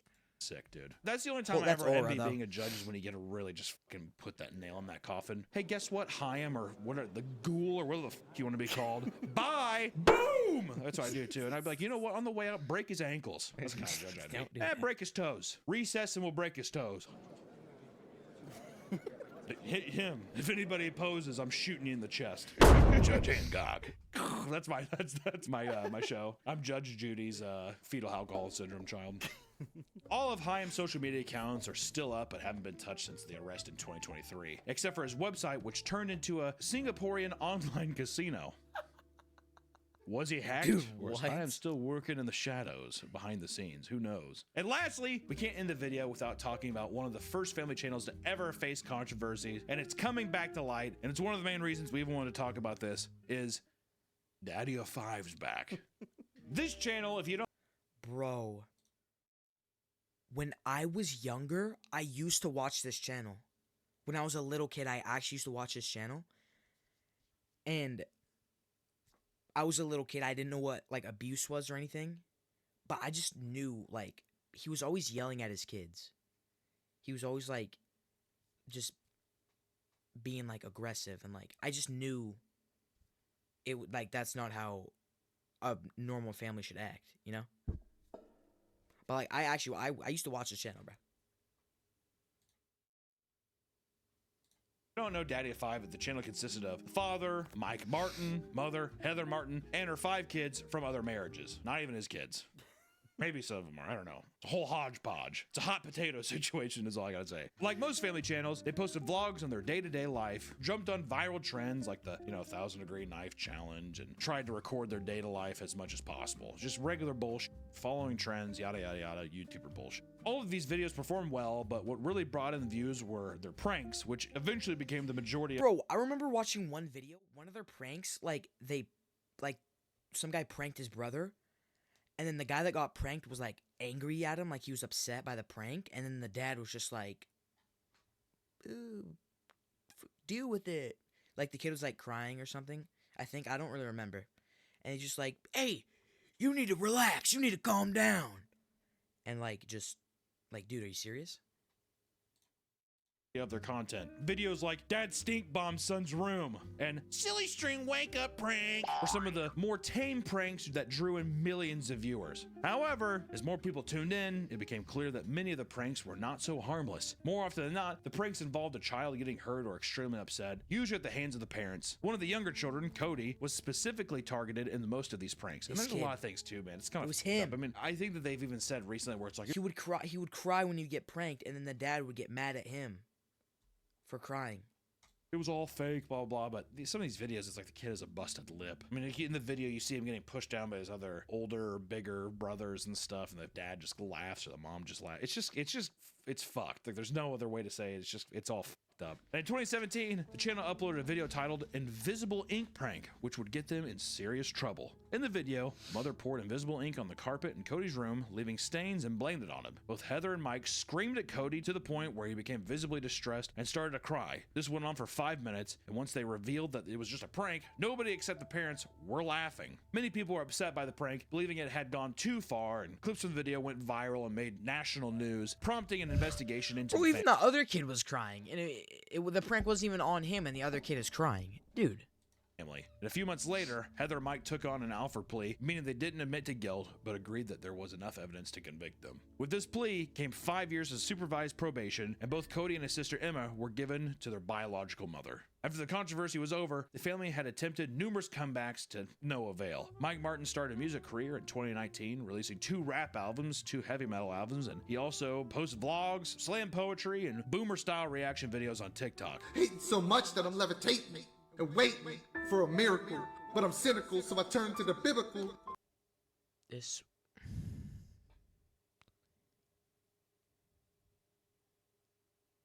The things is the older brother was forced to go with. The thing is... Oh. Yeah. I'm pretty sure. Are you saying, like, that he had to go along with it? Like, forced to go along with it? Bro, if this is this guy's rap album, or whatever album, wrap it up. Wrap it up. Try something else. But I'm a criminal, so it's difficult. His oldest son, Jake, followed in his father's footsteps and has also started in his rap career, as well as a clothing brand. As for Heather, she uses TikTok like a Facebook account, posting updates about her life, including her kids' graduation, family vacations, examination after examination with cross-examination, and other family gathering bullshit stuff. To this day, Mike and his family strongly deny any abuse at the home. They say CPS never removed Cody and Emma and claims the biological... Is that Cody? Family strongly deny any abuse at the home. They say CPS never removed... Is that Cody? Cody and Emma, and claims the biological mother just hated him. Yeah, the older son interviewed his dad, and in it, he asked, like, what would happen if none of this controversy, like, if we didn't get in trouble, it'd be like, oh, man, we'd be set for life, man. Yeah, it's just one of those... It's just so, in my opinion, I mean, that's the thing with online stuff. Who really ever knows anything? But from all the stuff that's in front of you, it's just so obvious when someone's guilty, you know? I've never... Yeah, we're not going to plead guilty, but you got enough evidence, so we're not going to deny Well, yeah, it's just like, all right, well, I'm not going to deny it, but at the same time, it's like, I guess you got me. Yeah, I guess it all looks kind of weird. It's just bad angles. You know, it's like, what the fuck are you talking about? Many parents have fond memories of picking up a camera and recording videos of their kids to enjoy for the future, right? Trying to create little time capsules for themselves to enjoy later on. However, some take it a step further and allow the internet into their home by posting vlogs and other content showing off their picture-perfect lifestyle. Though their lives might look perfect, many of them are hiding a dark secret. I want to say almost all of them. My hair looks fucked up. I would not film like this. So just go. Okay. So if you ever wish that your family was more like the ones you see online, just know that not everything is always sunshine and rainbows. And two, I say this, just if you have a family, don't fucking make content around it, man. Be a guy, you know what's a cool dad? The outdoor boys guy. Oh, yeah. Just Yes, like a guy bro. being like, yeah, I'm gonna go camping, I do this. And like sometimes he'll bring his son along, but it isn't just like him being like every video, like, buddy, what do you... Yeah, bro, like every video's not like, all right, so there's a bear chasing after you. What are you gonna do? There's the bear. Do you see the bear? He's after you. What are you gonna do? You need to survive. Act like I'm not here. Like and even one of his kids started a channel, bro. Like the kids actually like to do it.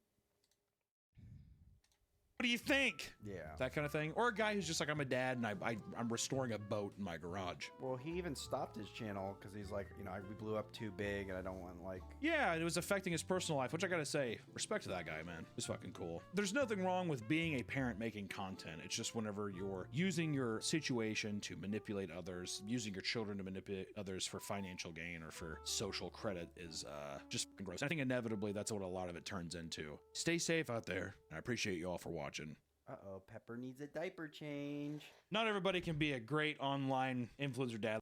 Dude, what? It was a good video, but like the topic was not good. No, I don't know. I'm just yapping. 3 more videos, chat. 3 more videos. The first For every love. The first of the last 3 is best versus worst YouTubers' parents by Pexto. Loved YouTube parent, there's also one who's hated by everyone. Starting with iShowSpeed's mom. Wait, what? For every loved YouTube parent, there's also one who's hated by everyone. Starting with iShowSpeed's mom, who embarrassed her son on multiple occasions during his live streams. The first being when Speed was celebrating a major milestone. Let's go! Let's go! Let's go! With the sub count suddenly dipping, Speed started pleading with his viewers only to be cut short. Come on, bro, cause I'm tired of this shit, y'all. Come on, bro, just settle up on some real shit, chat. I swear to God, chat. While he was visibly bothered by the comment, Speed... Bro, this is just funny, dude. I mean, that's just funny. I feel like... Brody Croy, hi. What's up, Brody? Dude, this is just funny. My mom would do the same thing, bro. She wouldn't care how many followers I hit, bro. If I'm screaming in the middle of the night, dude, my mom would come in and yell at me. But I actually don't really know... Alright, never mind. Let's continue. Refused to back down. You know what, bro? You know what? Hell no. 602! Only for his mom to interrupt the stream again. Mom, come on. I don't give a f. Alright, okay, alright. I don't give a f. Alright. I'm gonna be on the recording. Okay, alright. Damn. She's not a bad parent. That's... popping up and shit. Forcing Speed to apologize to his viewers. That was embarrassing. I don't even want to get hyped no more. That was embarrassing. But you know what, Chad? I'm sorry. I gotta end this. But this wouldn't be the only time Speed's mother drew criticism from his fans. I'm doing something right now, Mom. I need change. You need what? Change. Worse, her appearances on his stream weren't just verbal. Bro, what is he doing? Dang, man! And this moment would cause Speed to vent about his mom. Chat, if y'all wonder why I start my streams early, it's because of her. So basically, nobody can make noise at 11 o'clock p.m. So chat, y'all know what I'm doing. I start my stream up early, right? But I feel like that's just... If you have neighbors, bro, and you're screaming, your mom's gonna tell you to be quiet. That's what my mom would do. But I don't feel like... I don't know. I start my stream up early, 8 o'clock, and she still got a problem. Eventually, on September 1st, 2023, Speed would take a big step to address the situation. I will be officially, for the first time in my life, I'll be moving out of my mother. And I'll be living on my own. With fans supporting his decision, Speed was able to start being his true self on streams. But while Speed started a new chapter by leaving his mom, Kai Cenat has had motherly support at every turn. Congratulations, son! I'm so proud of you! Mama Cenat has gained the internet's admiration for her energy and enthusiasm on Kai's live streams, which was first evident on September 24th, 2022, when Kai hit 80,000 subs on Twitch. Hello? Congratulations, son! Thank you. You're number 1! Her surprise call would soon turn into a beautiful moment. I'm so happy to be your mom! I just want to let the world know that you've been working hard like this. But Mama's love didn't stop there, with her energy on full display during another major milestone. Holy shit. And when Kai broke the world record for Twitch subscribers in November 2024, Mama Cenat flew out to surprise him. She would also give a powerful speech to the single mothers watching Kai. When the road gets tough, I want you to watch your child and know that they will grow up one day and they will make you very proud. And she would end with a final uplifting note for Kai's young viewers. And to all the young people out there, I'm so proud of you. Keep on grinding. Never give up. And Kai knew what he wanted. Yes, Mama He had Cenat. a camera and a dream. Here we are. This speech cemented her place in fans' hearts, with many appreciating her role in Kai's success. Behind the Kai Cenat is a mother who never lost hope for his son. Now, the same can't be said for Jack Doherty, whose mom seems fed up with him at times. I think everyone's fed up with this kid, dude. That's a very simple thing. Mom, give me a hug. Come here. Jack's over-the-top content has gotten him into all kinds of trouble, from crashing his McLaren No! Oh my God, bro. to getting confronted by police. Refuse to leave the property, you can be arrested for trespassing. Crazy. You understand? I'll arrest you. No, you won't. I don't give a... all of which has left his saying all that once he's away from the cops. Nice. Nobody likes Jack. Facts, Parker. parents, notably his mom, concerned about his well-being. Honestly, he knows I'm not proud what he's doing. We have a lot of fights about school. He promising he's gonna do well, but it's not good. But despite being upset with him, Jack's parents have done little to discourage his antics, like how his mom reacted after he crashed his McLaren and endangered people's lives. No one's gone through what I gone through just now. Like, I literally almost died in a car accident. Worse, his dad defended his actions. I'm sorry for crashing into my... Jack was tough 8 years ago. Yes, bro. Like, when he was still, I used to watch him, bro. He made some tough ass videos, dude. He was like actually chill, and I actually fucked with him. But like now, it's got to be rage bait. There's no way he actually acts like this. It's rage bait, bro. There's no way. But he was actually tough, bro. McLaren gift. That was nice, and most people think that you were on your phone, and you weren't. You should play that whole video back and show people. Oh yeah, you weren't actually on your phone. You were just actually going fucking 80 miles an hour while it was raining on a highway. You recognize that not many people get to film that type of moment, so you both did it. You did the right thing. Exactly. For your hate. Nice, and most people think that you were on your phone, and you weren't. You should play that whole video back and show people that they were wrong. You recognize that not many people get to film that type of moment. So evident in how they addressed Jack's OF work, with mom appreciating his wealth. What the fuck? When he collabed with IBP? Yes, bro. When they would like chill in the damn Walmarts, bro. That was tough.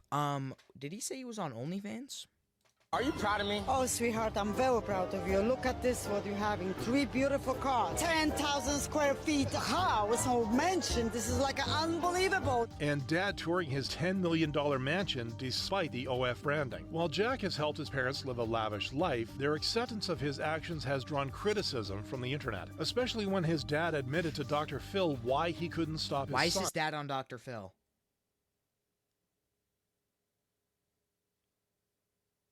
Why is Jack Doherty's dad on Dr. Phil right now? Yeah. Yeah, but you say, I can't take his phone or his cameras away because that's how he makes his money. And so, you know, I'm not going to shut him down. It's difficult to figure out a way to discipline him. It is. His parents didn't bother to raise or discipline him properly and spoiled the ish out of him. It's no wonder he turned out this way, with Jack's parents turning a blind eye to their son's actions as long as the cash keeps coming in. Queso's mom offers a refreshing contrast with her unconditional support. The reason that I gave it another shot again in general was because of my mom. Starting from her earliest calls on his stream, Queso's mom won fans over with her adorable personality. My mom literally just said I don't have diabetes because it says lose weight without trying. There's actually no shot. Now she calling me. What you want? I'm sorry, babe. What you mean you sorry? I was just kidding. You was just kidding. And with her calls usually leading to hilarious moments, the wholesome mother-son bond became even clearer. So when you gave birth to me, what'd it feel like? What? Queso. Okay. It was painful until the epidural. Okay, hold on. Don't say nothing. Hold on. Don't say nothing crazy. But his mom didn't just participate in his streams, she made sure to celebrate his milestones. Game award goes to Queso! I can't even believe we got nominated for that. Congratulations, baby. Yo, W, Mom. Appreciate you, Mom. Oh, you're so proud. And besides this motherly support, Queso's mom was also the one who convinced him to make his best career decision. Well, the reason that I gave it another shot again in general was because of my mom. Because I was miserable at work. You know, she hear me complain like, oh, I hate my job, I want to go do something else. She said, why don't you give streaming another try? Just upload some clips, you're funny, see what happens. Even better, his mom brings this same energy to social media where she helps promote her son's content. At the end of the day, Queso knows that he can always count on his mother as a pillar of support, unlike Ruby Frank's children who have been traumatized. Not this girl again, bro. Not this girl again, bro. Not this girl again, yo. By their mother's actions. Is there anything that you would say to Ruby if you had the chance? Probably tell her I'm happy without you. But before it got to that point, Ruby Frank, formerly the face of the 8 Passengers YouTube family, started as a momfluencer, vlogging her daily life as a parent of 6 kids. What are you doing over there? No texting at the dinner table. The only downside to giving your kids a flip phone is I swear I have to remember how to work it every time I go through it. However, over time, a disturbing pattern started to emerge in her parenting style. If you cut one more thing in my house, I'm going to take the scissors, look at me, and I'm gonna cut its head off. And as if threats weren't enough, she also starved her kids in the name of discipline. I'm only gonna say it one more time, and then you're gonna lose the privilege to eat dinner. And normalized extremely harsh punishments. My bedroom was taken away for 7 months, and then you give it back like a couple weeks ago. I don't think our viewers.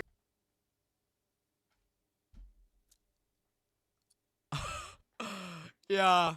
Yeah. What a silly punishment. Yeah, I took you away your room for 7 months. My bad. It was just one punishment. Are we serious? Know that. You've been sleeping on a beanbag. I've been sleeping on a beanbag since October.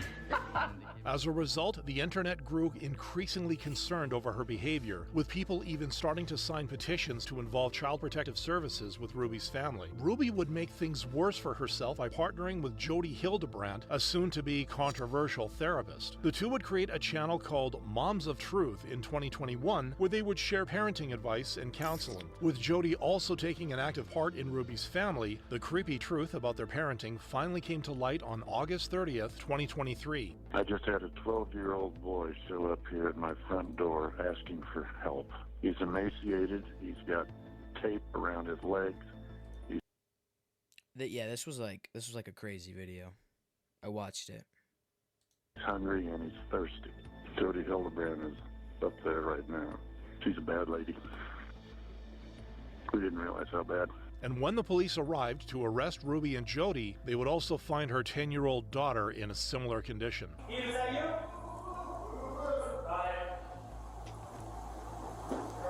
There's a 10-year-old down that hallway in that bathroom.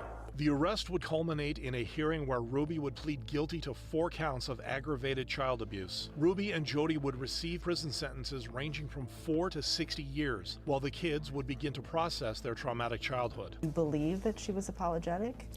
I think that she's as sorry as she can be. What she has done is so bad that I don't think her mind allows her to kind of fully comprehend the guilt of all that. Safe to say, Ruby's kids were deprived of healthy parenting, which is the complete opposite for YouTuber Elle Walker's children. I just don't get how you could do that to your kids over content, bro. That's just unbelievably horrible. Who have grown up in a nurturing environment. With her channel, What's Up Moms, Elle vlogs her life as a mom and provides helpful parenting tips to over 4.5 million subscribers. Hey guys, so today we are getting rid of clutter, which is ultimately indecision about what to keep. But besides her tips on organization and routines, Elle gained the internet's respect for her healthy bond with her children. We're gonna go roast marshmallows. Remember our hack? Chocolate inside first, and then roast. Look how good this is. Oh, my favorite view. And instead of berating her kids, Elle... What if one of the kids just jumped on the campfire? Alright, sorry. Comes up with creative ways to help them learn and grow. She would also surprise them with a visit to their favorite YouTuber, Mark Rober's lab, to let them have fun while still learning something new. That looked pretty good. But the icing on the cake for Elle and her kids was this revelation from Mark. Mark, thank you so much. This was was so like fun. a very special day for the very special. And I've been watching your channel truly probably like 8 years. With beloved content creators like Mark endorsing What's Up Moms, Elle seems to have found the right recipe for parenting. Unlike Ryan Kaji's parents, Shion and Lon, who would be accused... Park, you said it. Where to go? Parker, you said it. Parker, you said it.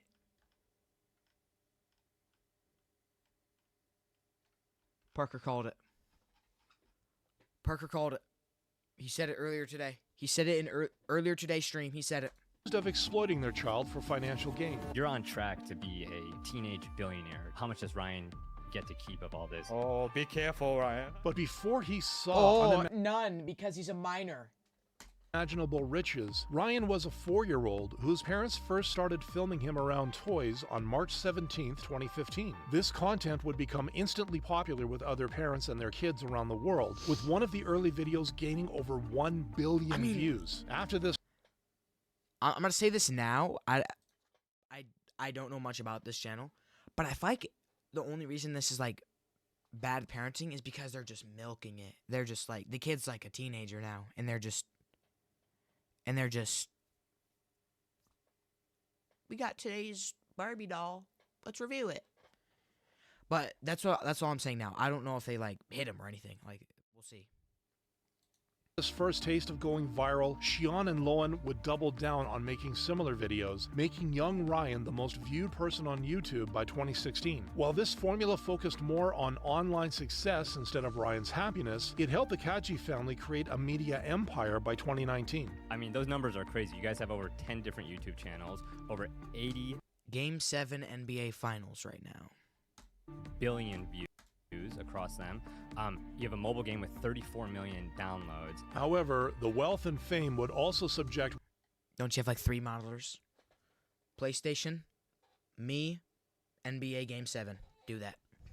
Ryan's Don't parents to tune out, Birdie. criticism Do for not treating tune their out. son as a cash cow. And the rapid business growth would also trigger an FTC investigation into their shady practices. So even though the Kaji's media business continues to grow, it has caused growing concern for Ryan's mental health. Unlike this other Ryan, whose mental well-being remains strong, as evident in the way he talks about his father. For context, my dad is awesome. As a single father, he somehow raised 2 kids, and we turned out normal, for the most part. He also mentions the sacrifices his dad would make for him. He would wake up at 3:30 a.m. every single day to commute to the city for work to provide for us, and even though he was clearly tired from work, he always made me dinner. My favorite is his burgers, and no matter what my dream was, he was always my #1 supporter. Not only is he Ryan's biggest fan, but he also makes an effort to spend time with his son. Today's the day we go to the Super Bowl. Yes, very crazy. The two would spend the Most wholesome YouTuber? I know, dude. Like, this is probably like the most genuine guy right now. day planning the perfect Super Bowl experience, from shopping for jerseys to capturing moments on the field like best friends, leading viewers to ask for more content featuring his father. And even Ryan himself couldn't get enough of his old man, as he would go on to share why his father inspired him so much. I just have to thank God because he called me to reconcile with my dad, to love even if it's hard. And since then, my dad has quit drinking. He's lost 60 pounds. He sends me selfies during his workout every day, and I could not be more proud to call him my dad. With his father trying to be his best self every day, Ryan has every reason to admire him. Unlike the Ace family kids, whose father, Austin McBroom, has gone from one low to another. The downfall would be set in motion in July. Stream ends at the latest 8 p.m., by the way. Hey, dude, you don't tell me when to end stream.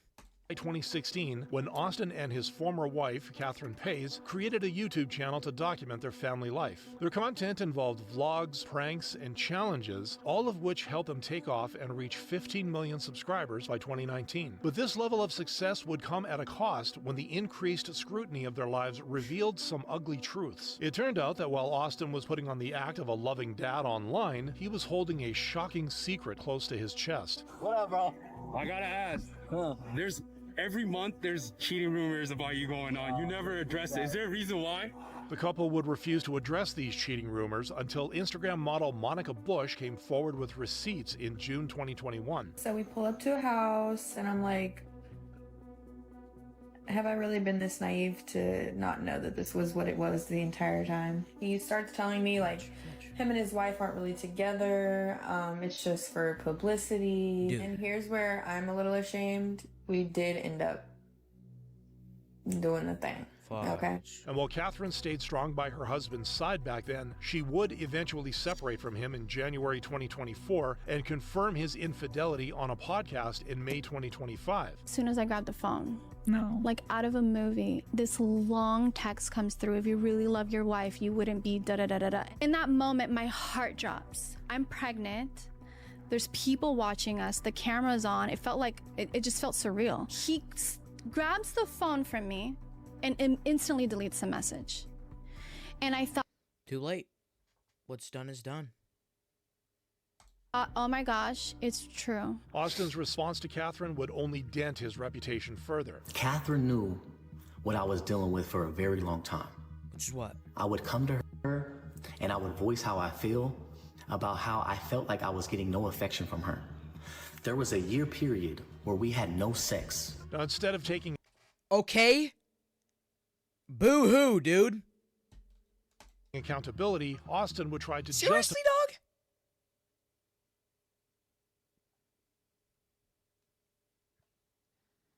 I used to watch them. I never did.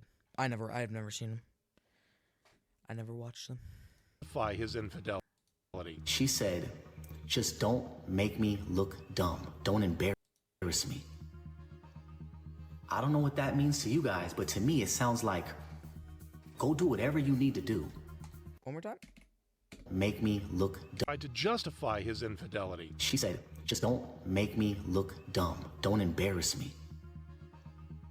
I don't know what that means to you guys, but to me it sounds like, go do whatever you need to do, because I'm not capable of giving you what you need. But cheating hasn't been the only messy thing about Austin's life, as he also faced backlash for failing to pay the fighters in his Social Gloves boxing event. Remember the TikTok versus YouTuber boxing event?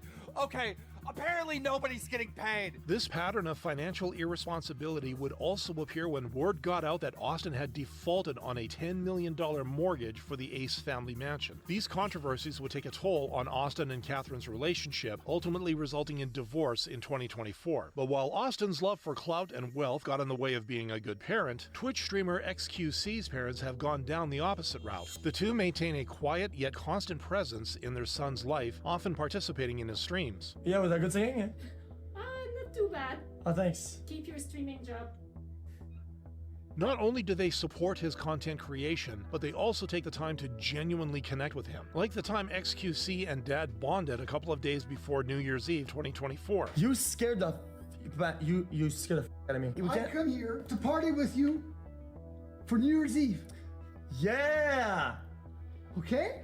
Yeah, we're going to party. Yes, we I are. cannot wait. Yes. The interaction was received well by XQC's viewers, with people appreciating his father's energy, and fans would express similar feelings when XQC revealed how his mother reacts to him offering her money. My parents are old and they're not going to be alive forever.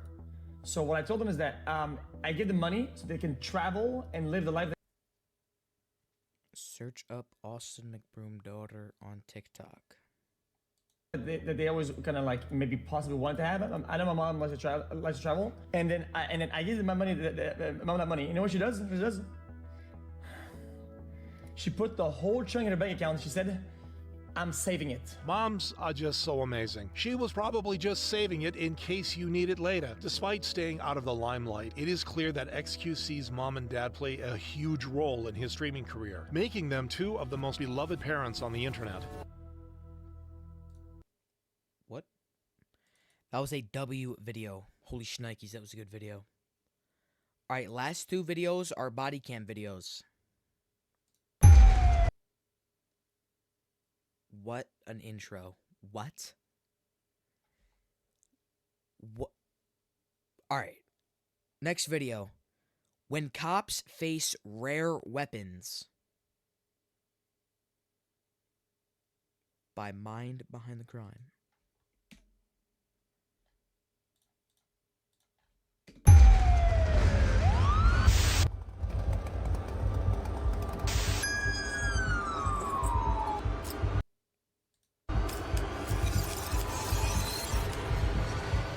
These are moments when cops faced off with criminals wielding overpowered weapons. Meet 36-year-old Ronald Zendeas, who on May the 4th of How did bro get a tank? I don't know.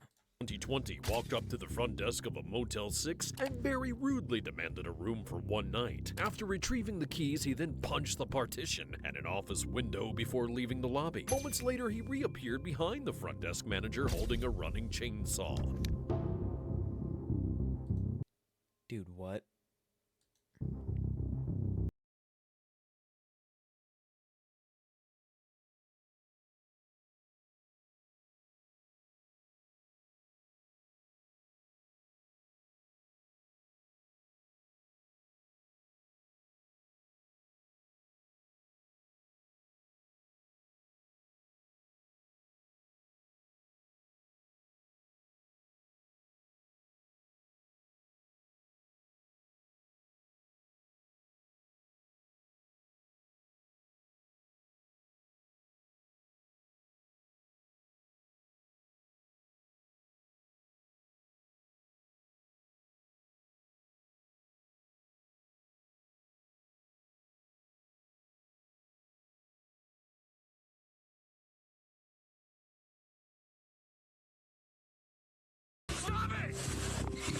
Sparks 91, he's taking off.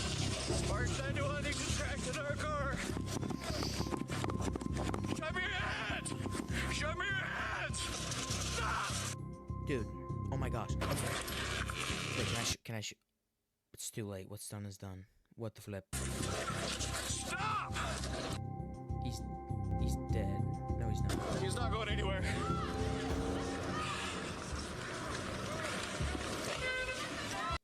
I think he's dead.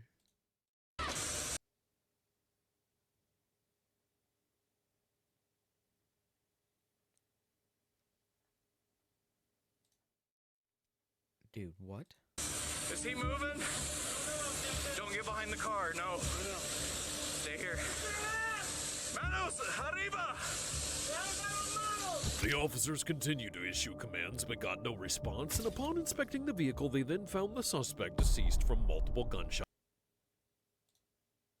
Reports dangerous. As terrifying as chainsaw-wielding maniacs are, those officers weren't in as much danger as this next group faced off with an explosive.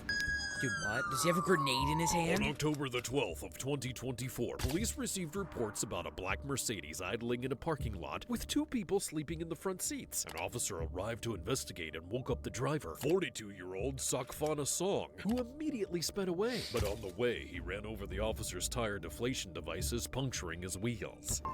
What's that AI? Pit maneuver! Pit, nope. Almost there. Nope. Almost. Yup. There you go. Nope. Oh, shoot. Does he really think he's getting away? So after he gets out the car, he's just gonna sprint down the highway for 15 miles with a grenade in his hand? Okay.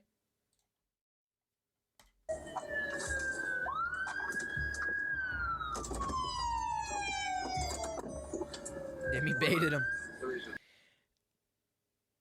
Dude, this guy's dumb. Yeah, he baited the cop. Yeah, he's moving, but he's got a flat tire. The cop is like already back in the car right now. Yep. Like.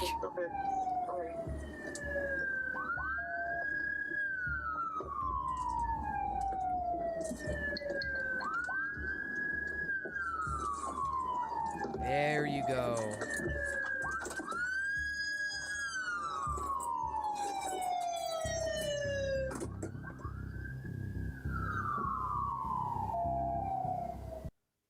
How is Parker's name purple? I don't know. He's make.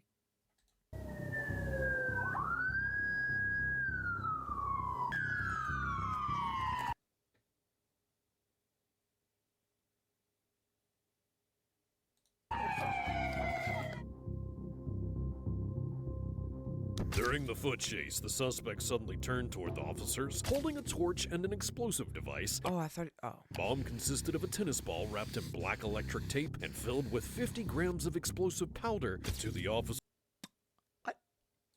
horror, he proceeded to try and light it.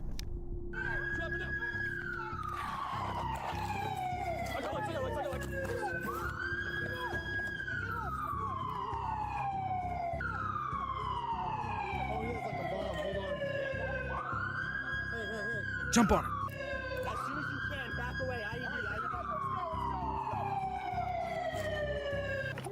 Call the bomb squad. He threw out an explosive device. He's trying to light it. The bomb squad arrived and the bomb was safely detonated while the suspects were taken into custody. Officers soon learned that the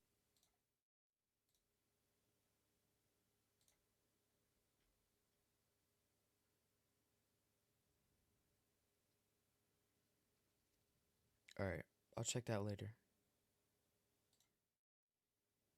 vehicle was reported stolen. I'll check that later, Park. Passenger was in possession of 50 fentanyl pills. Rewind that. Arrived and the bomb was safely detonated while the suspects were taken into custody. Officers soon learned that the bomb was safely detonated while the suspects were taken into custody. Officers soon learned that the vehicle was reported stolen and the passenger was in possession of 50 fentanyl pills. The passenger later admitted they'd consumed fentanyl. Was he planning to distribute? Why do you need 50 fentanyl pills, yo? while at the casino and then driven to the parking lot to sleep it off. Sakvana was later booked into jail on charges of possession of an explosive device, assault with deadly weapon, possession of an incendiary device, attempting to elude a pursuing police vehicle, and possession of a stolen vehicle. While explosives are a far more recent advancement, our next suspect opted for a more primitive approach with a homemade bow and arrow. On June the 30th of 2024, deputies on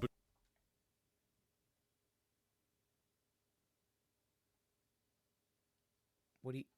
Bro, what? A homemade bow and arrow? And you're gonna... Alright. Patrol stopped their vehicle when they saw a man standing on the side of the road holding a knife. As they emerged from their cruiser, the suspect, 37-year-old... Was he gonna shoot the knife at him, bro? Oh my gosh. Aiden Perez Hernandez began advancing towards them with weapons still in hand.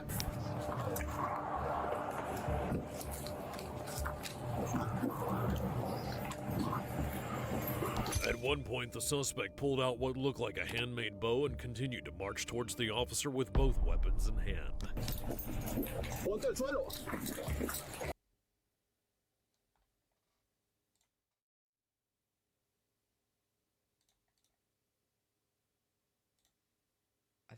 I think we're good.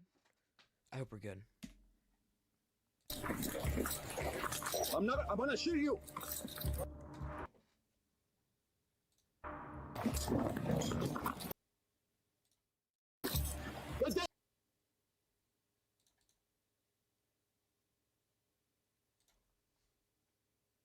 Okay.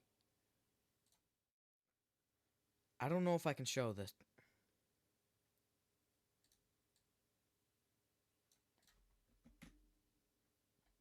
I'm gonna be safe. Or being released from The guy was running away and he killed him. the hospital and promptly arrested. He was booked into the Ventura County Jail on felony charges of from the hospital and promptly arrested. Oh, he survived. He survived. Was booked into the Ventura County Jail on felony charges of exhibiting a deadly weapon to a police officer to resist arrest and attempting to prevent an executive officer from performing their duty. While there's no question about the power behind an automatic rifle, most underestimate how deadly a car can be when it's in the wrong hands. On March the 4th of 2024, dispatch received a report of a man threatening someone with an automatic rifle outside of a nightclub before leaving the scene in a white car. Deputies respond to the area and locate the reported vehicle, at which point the suspect, 53-year-old Jose Luis Villaseñor Cervantes, began firing What a name. The officers from his car.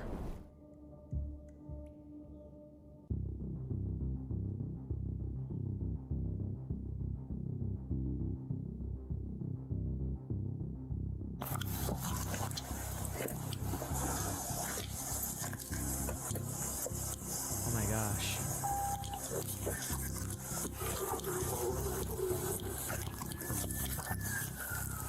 He's outside his car.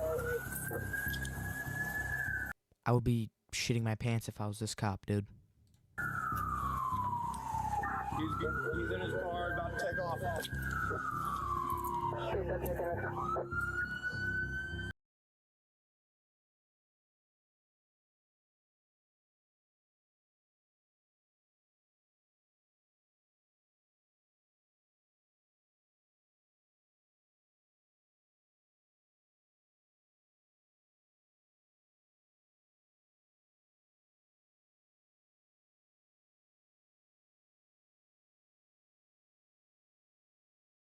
One of them by an SUV.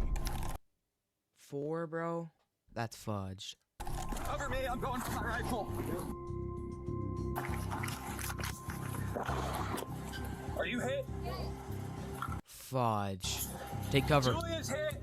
Get a car up here now.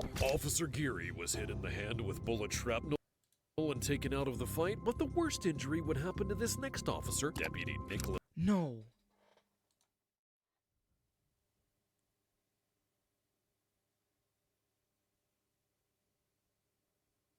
Hang on, I don't think I can show this.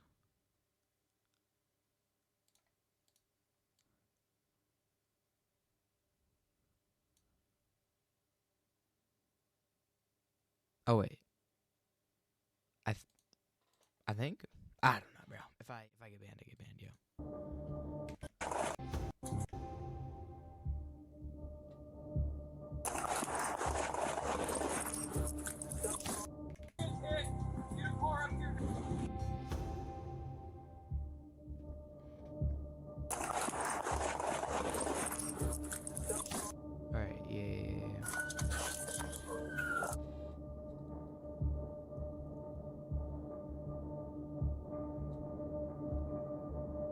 How you guys see him?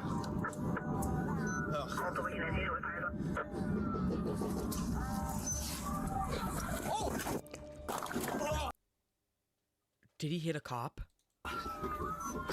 What you just heard would be the sound of the deputy being run over by his own colleague. Apparently, Deputy James Blount was so focused on pursuing Jose that he failed to notice Deputy Delia standing just a few feet away, and as a result rammed right into him at full speed. But He's dead. There's no way. He's dead. There's no way. initially, Deputy Blount had no clue what he had hit. Is he under the fucking car?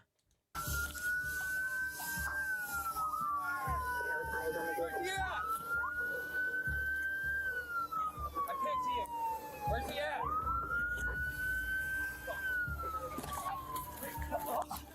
Get out of here, get out of here. Who's this?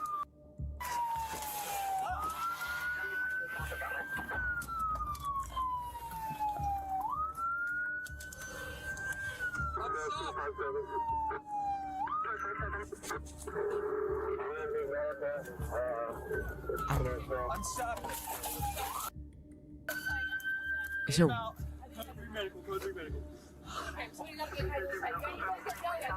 Where's he at? I don't know. Is it? Deputy Delia was transported to the hospital with a critical head injury along with 2 officers with hand injuries and 1 with a leg wound, but Jose would be pronounced dead at the scene. While that deadly encounter was completely accidental, these next officers intentionally fired on a woman who was allegedly wielding a pot of boiling water. Holy shit. Dude.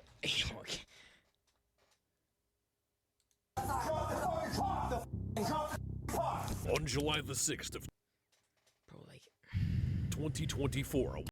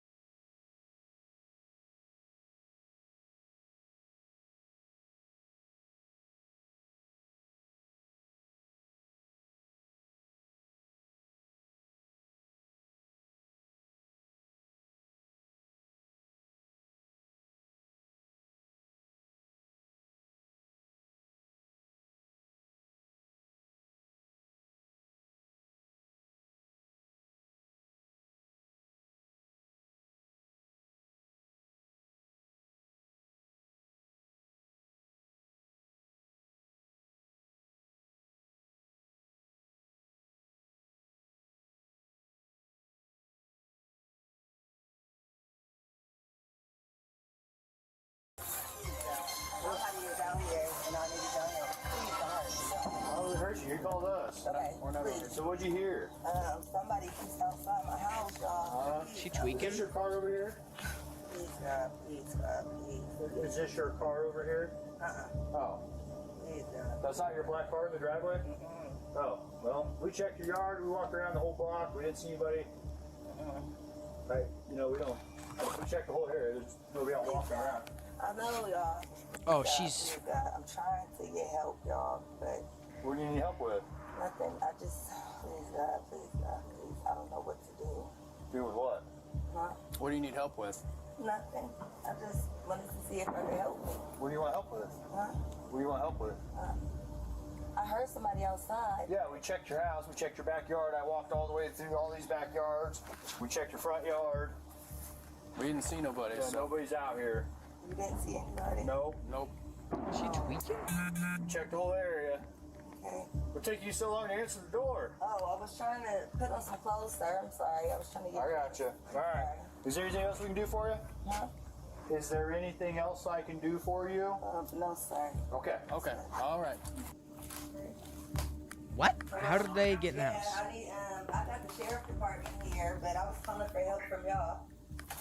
Okay, are you there with me? They're here in my house right now. Okay, I'll let you go and you talk to them. No, hold on. Wait a second, sir. You can hang up, Conwell. It's good. For what? You're there with the deputy, correct? No, hold on, okay?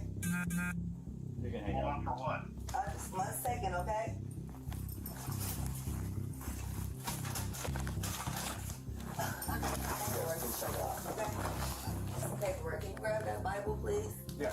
just need your name. I'm so confused. What is going on right now? Was there any damage previous to your car? Previous, yeah, it was. Okay, what was the damage? A dent, I believe. Well, what about windows? Oh, it was something that happened earlier. Okay. You have an ID, that'd make things so much easier. I just need just driver's license will do, and I'll get out of your hair. I want to show y'all my paperwork. I will get your paperwork. What paperwork? I got some paperwork. Well, just get your ID real Well, let's quick. get your ID first, and then One task at a time here. Okay. Let me Here, grab your ID for me. Okay. Your ID. One task at a time. Dude, Let's I'm get an ID, so lost right now. What is? And then you can dig around. She's on. She has to be on some paperwork. drugs or something. There's. I don't know. I don't know where my ID you is. had that stack right there, maybe. This is when the encounter began going off the rails, right as the officers noticed a pot of water boiling on the stove. In the next few moments, the deputy would tell her to go and take the pot off the fire and then claim that she wielded it as a weapon against him. 1 second. Check on her. Let me get this. We don't need a fire while we're here. Okay. Where you going? Away from your hot steaming water. Away from my hot steaming water? Yeah. Oh, I would forgive you in the name of Jesus. You in the name of Better not, I swear to God. Okay. Shoot your face. Okay, I'm sorry. Drop the pot! What is going on? I'm so confused right now. What is happening? Drop the pot! Drop! Dude. Shots fired! Shots fired! Shots fired!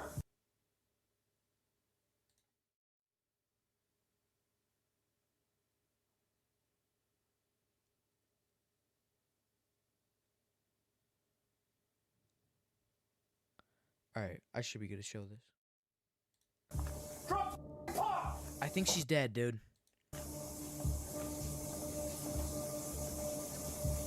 Bring EMS now, we got a headshot wound to the female. Headshot wound to a female, and you're telling her to put the pot down. Are we serious, dude? Guys. Headshot wound to female, 1078. Paramedics arrived and tried to save Sonia's life, but she was pronounced dead at the scene. As a result of the incident, the deputy, Sean Grayson, the officer who had drawn on her and fired first, was terminated from the department and arrested later that same month. What? He's being held in jail without bond after pleading not guilty to charges of aggravated battery with a firearm, official misconduct, and 3 counts of first-degree murder. While most suspects have chosen a long-range weapon, the next suspect got up close and personal when he attacked an officer with a machete. On October the 5th of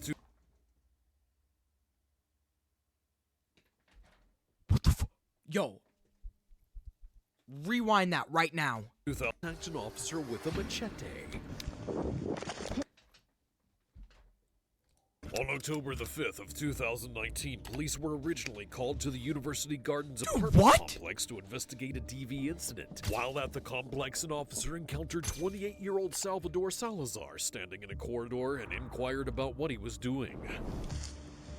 Hey man, what are you doing? Go ahead and get your hands out of your pocket for me. Hey, get your hand Whoa, out whoa, of your whoa, whoa, pocket whoa, right whoa, now. whoa, whoa, whoa, whoa, whoa, whoa, whoa! Get your hand out of your pocket. Get your hand out of your pocket. Get your hand. Stop. Stop. Stop right now. Dude. Salvador ignored the officer's commands to stop and refused to remove his hand from his pocket. Unbeknownst to the officer, he was hiding an entire machete inside of his pants. Hey man. Stop. I'm telling you to stop right now. In the next moment, the officer fired 3 times at Salvador and he fell to the ground. He was then rushed to the hospital and successfully treated for critical injuries, but wouldn't be charged for the incident. But this next suspect was hit with multiple felonies after ramming several cars off the road with the U-Haul truck.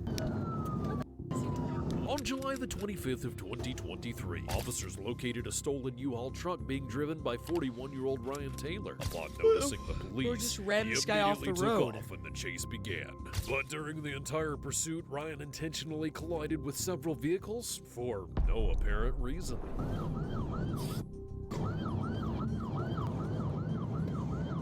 Okay, he's hitting everybody on purpose.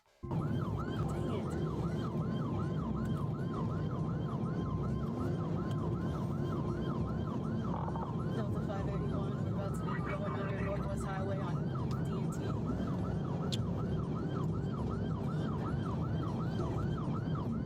Bound on Dallas North Tollway. We're coming up to the Mockingbird exit. Dude. If somebody can give me that plate so I can put the registration info on there. I don't have Dude. We need to notify Are the all toll those road. people even gonna get compensated, bro? Or are they just gonna have to deal with the damages? On a vehicle, I don't even know. I have no idea. We're in the exit lane for Wycliffe. Just took the Wycliffe exit. We're gonna be going westbound at 2500 Wycliffe. Coming up to me. Sir, don't be stupid. Oh my god! Oh my days. That was close. Dude, I totally thought he was gonna plow into that bus. Oh my. Right down, just right down. Hit one vehicle. Let's get somebody checking out. After plowing into two cars and ultimately ramming into a tree, Ryan then fled the U-Haul into a lot of a nearby private hangar. Does he have a plane to get away? Does he have a plane stashed away? Drop police! Police, stop! Oh my gosh. He has a gun. Shut fire! God! Oh my gosh, somebody's begging for help. Ryan was taken into custody with a gunshot wound to the leg and Oh. treated at the hospital. Upon release, he was charged with aggravated assault with a deadly weapon, aggravated assault on a police officer, and evading, as well as unauthorized use of a motor vehicle. But if you really What about like want to hitting 10 cars? see an unauthorized use of a motor vehicle, you have to see this next suspect who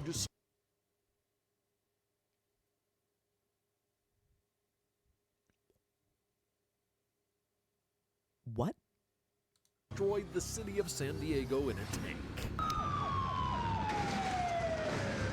On May the 17th of 1995, 35-year-old Army veteran Sean Nelson decided to drive to the National Guard Armory on Mesa College Drive. Once there, he waltzed into the unlocked vehicle lot, crawled into an M60 Patton tank completely unnoticed, and then proceeded to terrorize the streets of San Diego. Dude, what? What do you even do? What do you do? What do you do? Do you call like the National Guard? What do you do? Fire hydrants, you got hydrants that are blowing water in the air now. Have somebody get a hold of the armory and find out if this thing is loaded, if you can actually do any damage with it other than killing people by running them over. The tank was indeed armed with an operable 105mm cannon and an attached machine gun, but Dude, what do you do? How do you beat this guy? clear if there was any ammunition inside, with the suspect Yeah, he's rolling over just about anything he wants to. Well, no, I don't, to be honest with you. That guy is funny. though Sean couldn't Bro, if this guy wanted to, he could probably... Logan, this shit ass, play Fortnite with me. Nope. From the police, it was Later, bro. I'll play Fortnite with you later, dude. nearly impossible to stop him in the What do you mean this is ass, bro? It's a dude in a tank. Vehicle, officers watched helplessly as Sean proceeded to demolish multiple cars, attempt to run into other drivers, and crash through road signs and traffic lights. Bro, can't this guy just crash through any, like, house or building? San Diego Police Department, get out of the way, get out of the street, you're in danger. This is the San Diego Police Department, stay out of the street, you're in danger.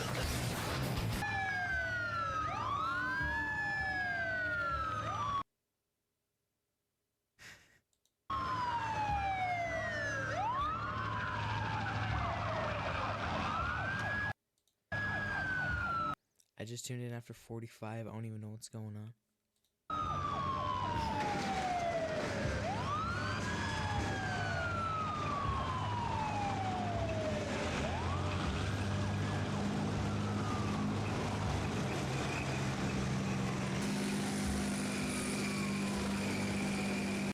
What do you do in this situation as a cop? What do you do, bro?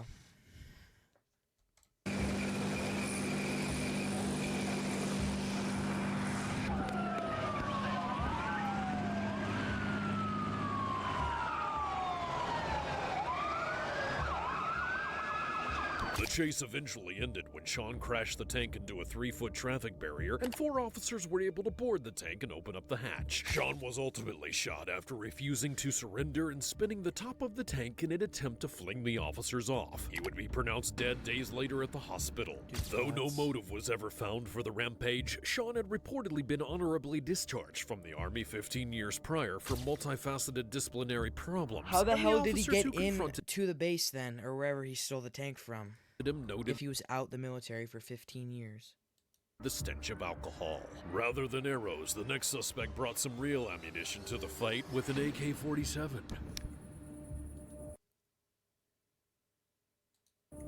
On April the Dude, what? 12th of 2021, a vehicle fled from a traffic stop after being What? caught speeding over 100 miles per hour. At one point during the chase, the passenger leaned Put the fries in the bag. out of the window and began firing at the pursuing officers with a rifle.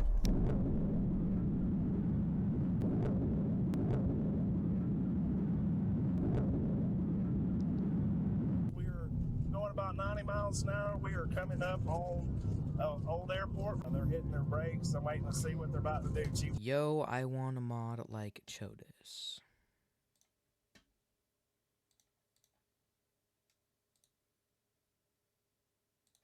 What mod? Went back off of them. Moments later, the passenger started firing out of the window again, and the officer was shot in the head, causing him to crash. Alright, his I'll patrol mod unit. everybody in the stream if you stay for this next video. What is going on right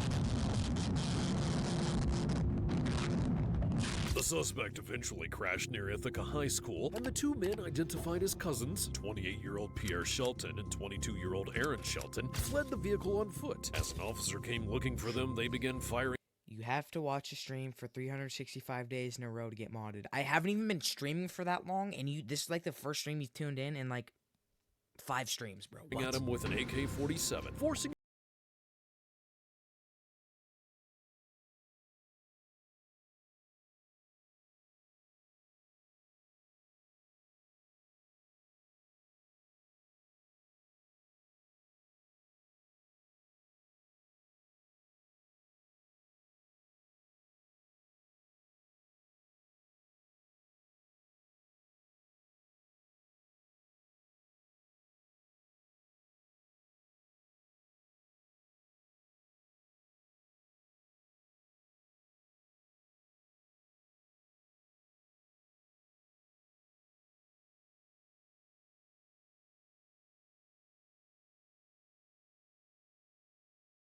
Okay. Okay, what? That's just not real. That's just like not real, bro. Alright, bro. Last video of the stream. Suspect realizes his identical twin is the killer. What? That doesn't even make sense. Oh my gosh, tell him, Park. Brody is wide receiver #1 right now. Nah, dude, he's like... Park's #1, bro. Brody's like... probably like 4th.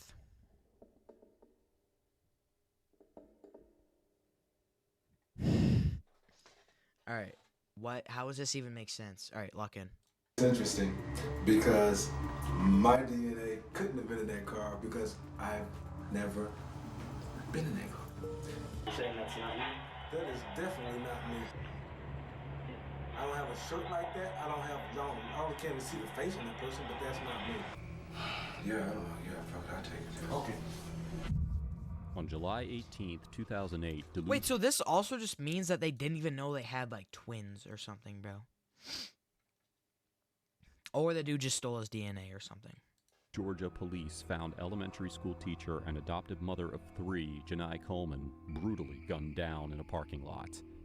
The police rushed to investigate what kind of monster could have been behind this ruthless act. Thanks to eyewitnesses, CCTV footage, and DNA tests, the detectives zeroed in on the prime suspect and had a mountain of evidence against him. Little did they know that all their efforts were meaningless, and the true perpetrator would be someone they never could have expected. Who was it? We gotta go in that mall, and the lady just got shot. Where at it? That place mall. Where the bus station's at. Is she breathing? Conscious and alert? Yeah, she moving a little.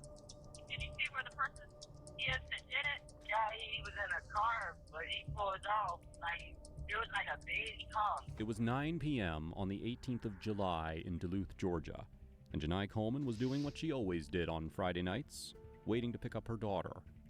She had parked her gold Dodge Stratus near Gwinnett Place Mall just outside Red Lobster, where her daughter was finishing her shift. This was her routine. Bro, she was just picking up her daughter from work. And some guy had a UAV up and saw that she was alone.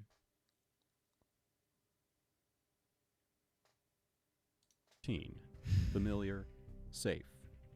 But that night, something was off. As Janai sat in her car, a man emerged from a nearby gas station with a gun in hand. Before she could even process what was happening, she got flanked. He was at her window, ordering her to get out of the car. Janai had no chance to react. Before she could even have time to plead or fight back, she heard a gunshot. A single, deafening blast echoed through the lot. The bullet had torn its way through Janai's chest. Oh my... But the attacker wasn't done. He dragged her from the car and tossed her onto the pavement like she meant nothing, before speeding away in her vehicle, leaving her in a pool of her own blood as she called out in pain for help. Some witnesses rushed to help Janai, while others called 911. Did the daughter see? When the paramedics arrived, they stabilized her, racing against time to save her life. But just 10 minutes into surgery, Janai succumbed to her injuries. The news shattered the Coleman family. Why would anyone want to kill her? A beloved mother, teacher? I thought he... Alright, bro. And I'm gonna keep it a buck. I did too. And who stayed in... Or like just... Or... No, not that. I thought he was just gonna like pull her out and just like mag dump her. Her lane, avoided trouble, and lived her life with kindness and purpose. Bro, she was literally just picking up her daughter, bro. This is fucked, bro. She gets flanked, dude. Had just one question. Was this really just a carjacking? The act felt personal. Yeah, too bro. violent and too bold. Dude knew her every move that he picked up her daughter at night when it was alone. This guy had intel. More like a crime of passion. But little did they know the investigation was about to take a turn that no one saw coming. While detectives couldn't yet determine if this was a crime of passion or just a random carjacking, one thing was certain. They needed to find Janai's car. For nearly 24 hours, the search turned up nothing. But then, on the 19th of July, 2008, a call came in. Janai's gold Dodge Stratus had been found abandoned, sitting 30 Where? miles away from the crime scene in Forest Park, Clayton County. What's it doing there? The car was immediately towed to the crime lab, where forensic analysts began their meticulous examination. The inside of the vehicle looked untouched, nothing out of place, except for one thing. A cigarette butt was wedged under the driver's seat. Wait, wouldn't there be blood Now, in that the seemed car? insignificant at first, but once the detectives knew that Janai didn't smoke, they realized that the cigarette could potentially Holy belong to DNA, a killer. bro. If they could extract DNA, they could find exactly who took Janai's life. But the detectives had no idea just how complicated this was about to get. So while forensic teams worked on extracting DNA from the cigarette, detectives turned their attention to the gas station across from the crime scene, hoping CCTV footage What had happened? captured the attack. But luck wasn't on their side, as the camera didn't cover the angle that Janai was murdered. Fudge, bro. So with no usable footage, the detectives turned to witnesses. A bus driver who had been near the scene at the time of the attack had heard the gunshot and then saw a black male dragging Janai out of her car before taking off in the stolen Dodge. She described the suspect as wearing khaki shorts and a white shirt with green sleeves. Luckily for the detectives, a man matching this exact description had been spotted in Forest Park, the same area where Janai's car had been dumped. Stop. Is At it the the same twin, time, bro? detectives got 2 pieces of surveillance footage of the man Or is it the from same 2 guy? different locations. At the gas station store, the suspect was seen purchasing an item before leaving. But then, he came back to purchase a pack of Bunsen Light Lung cigarettes, the exact same brand of cigarettes what, that were Parker? found in Janai's car. A cigarette? No, don't try cigarettes. No, don't try one. Welcome back. Surveillance footage confirmed his movements, tracking him as he abandoned Janai's Dodge in Forest Park. So at this point, Oh, the wait, no. detectives believed that they had everything they needed. They had a suspect. No mod message. What is even that? They had video evidence, and they had DNA from the cigarette. They were so close, yet so far from solving the case. When the forensic lab results came back, detectives were hit with a setback. My bad. The fingerprints found in Janai's car had no matches. The DNA from the cigarette, also no matches. Their prime suspect was still a ghost in the system. So with no name, no identity, and no criminal record to match, detectives had one last option: to turn to the public. Bro. So, Seriously? detectives released the surveillance video of the man at the convenience store, hoping that someone would recognize him. By February of 2010, the case had long gone cold. But then, out of nowhere, a breakthrough. A notification What from evidence? CODIS, the national DNA database, popped up. The cigarette butt had finally found a match. Who? The suspect had entered the system Who was due to it? a recent drug conviction. Oof. The man was 50-year-old Donald Eugene Smith. He perfectly matched both the witnesses' descriptions and the surveillance footage.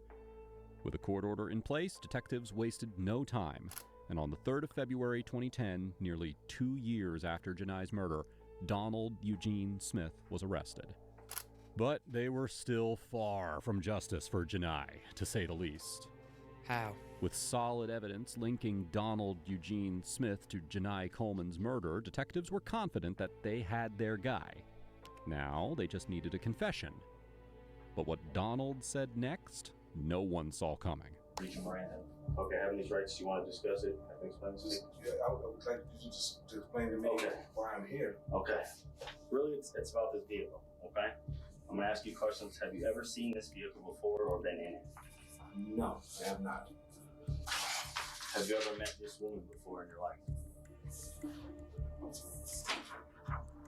No, I haven't. Vehicle you said you've never seen before? Mm-hmm. And the woman you've never seen before? Yes. Okay. Your DNA ended up in that car. That's interesting because my DNA couldn't have been in that car because I've never been in that car. So does this guy just have like a twin roaming around the earth right now? How does that work? Or did he get his DNA stolen? I guess we're gonna find that out. Though it is normal for suspects to deny involvement in a crime. Yeah, bro. there was If I'm the cop, there's no way I would just be like, I've heard this before, you know? something different about this one. The detectives had all the evidence facing Donald, and he just looked them in the face and said no. Donald was adamant of his innocence, and the detectives definitely didn't like that. The issue we're up against, I was hoping you said, yeah, I saw her, I used to work with her, we hung out for a minute, and that was it, but I left. When I left, she was very much alive. Well, something like that we can somewhat explain away. But when you say you did never even seen her before, how the hell did his DNA get in the car if he didn't even know her? No, I don't know her. Never seen her. Sensing that Donald was being deceptive, the detectives played the surveillance video they had of him. But this only boosted his confidence. I have a picture basically on a computer I want you to look at and let me know if you recognize it as yourself or not, okay? Sure. This is the day I'm talking about. You recognize it? Was it with this guy right here? Yeah. You're saying that's not me? That is definitely not me. I don't have a shirt like that. Bro, is this the actual quality of the video? They're seriously going to incriminate this guy off of this video? You can't even tell what's going on. I only can't see the face on the person, but that's not me. Yet again, Donald stood his ground. So the detectives brought out their next card.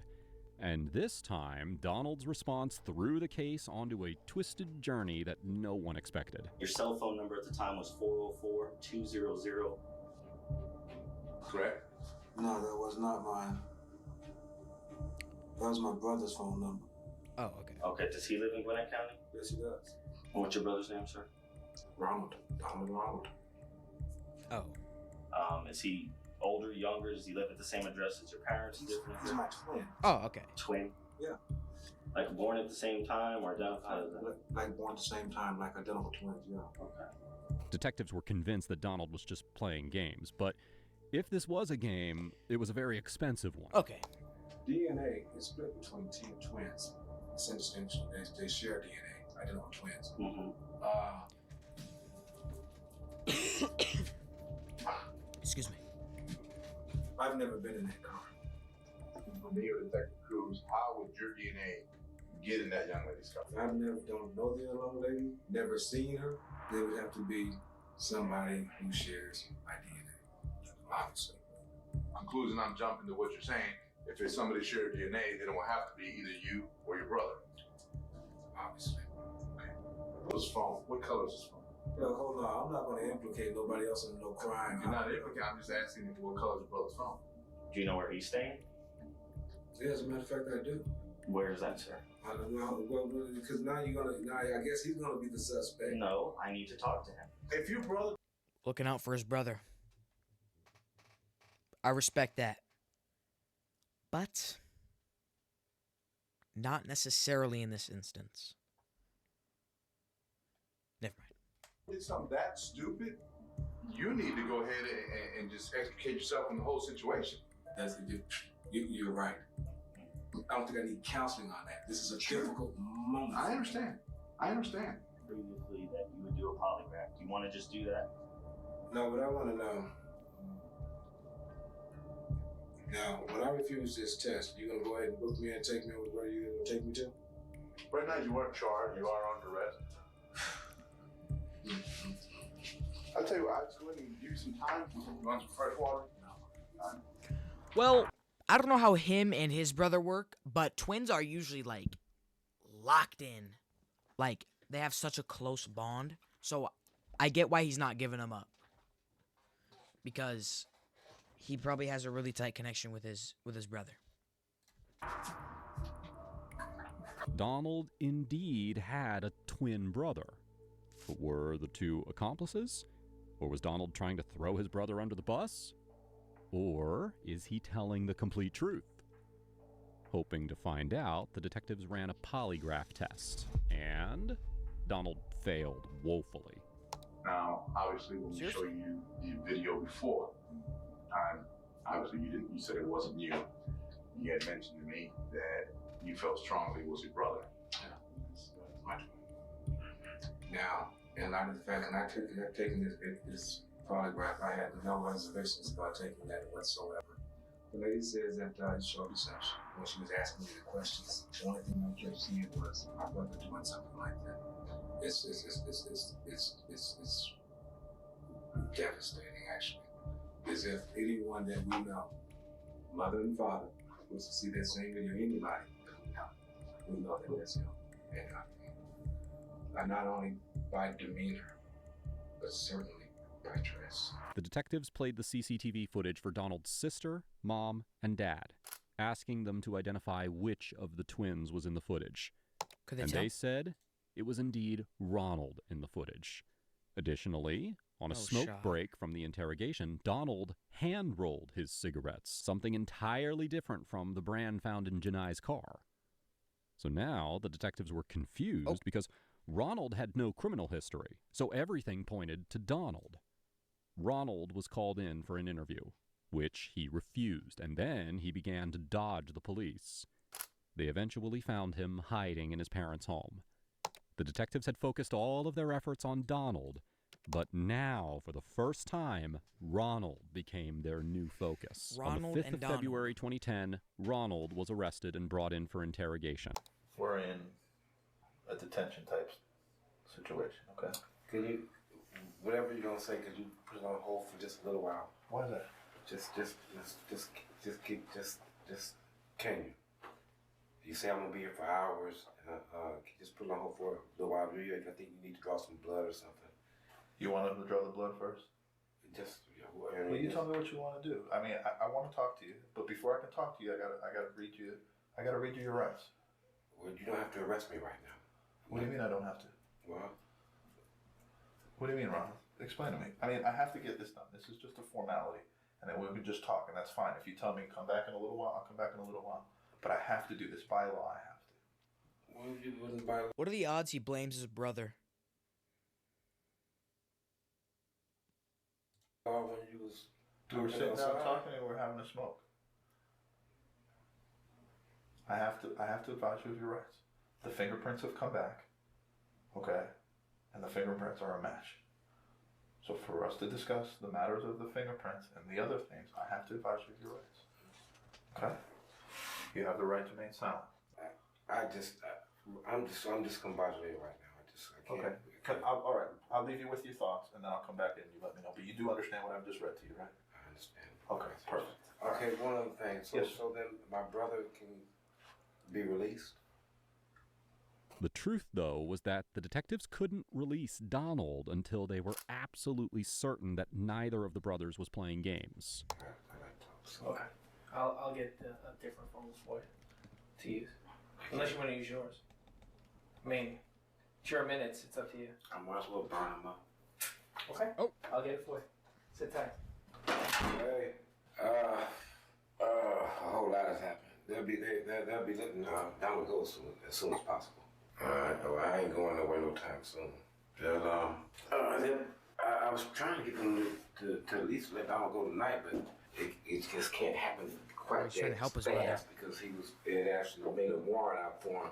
So there has to be a process where the district attorney has to get in touch with the judge. It's not like where they can just automatically just release him. But then he's trying to do it before Monday. He's trying to do it. He said he was going to try to do it tonight, but Yeah, you I caught don't know me. how it's going to work out. But Yeah, that wasn't him. That was me. You caught me. what? Yeah. It was a search warrant. The charge is murder. Don't look too good. I hate to say that, but no, it don't look too good. Yo, does this guy know he's on camera? Yeah, man, it don't look too good, bro. They got murder charges on me. It don't look too good. Yep, cause you're cooked. Yep. Damn, I can't. But my little time is running up on this phone. I tell you this, Dad. I'm in deep shit. Yes, So I think both twins have a stuttering problem. I think. Yeah. Sorry. Never mind. No, just. Oh yes. Oh yes. Was this something accidental? There's something like that I can almost understand. And I guess that's the question he's saying. No, I don't think it was accidental. He shot the woman and stole her car. Accidental makes more sense, and that's what he was alluding to. You seem to have so much emotion right now. Obviously, you care for someone for 45 years. That's something more that I can understand, but just looking for some understanding. What was said? What was said that made you, that either set you off, Yeah, I guess the only words I could say, like, maybe set you off or angered you or upset you for things to have gone the way that they did. I'm not prepared to go to nothing like that. What do you? I'm just not prepared to go into nothing like that right now. I'm just not. Or just because emotionally you can, or is it draining, or? No, I'm just not prepared to give any kind of a statement. Okay. Do you know when maybe you might be prepared to talk to us about it? You need some time. I need to get past. All right, bro. How long is this video? The what? I'm sorry.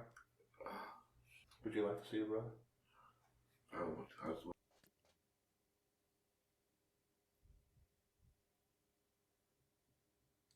brother. Your brother really wants to see you. He misses you and he's worried about you. He asked me, "Can I see my brother? I really like to see my brother." Those are the exact words out of his mouth. I want to see my brother. You talk to him today? He's right next door. He's sitting in that room right there. Are you serious? I swear to you. I swear to you. He wants to see you. But you can't let him go. What I do is when I bring him in, you gotta sit down. Let him see you. He's worried about it. He can't see me right now. Right now. He's dying to see you, man. All he wants to do is hug you. I'll tell you that. All right, bro. 2 times speed. Let's go. So you want to tell him that he's 4 feet away from his brother and cancer? Yeah, tell him that. Alright. I'll go over there and tell him.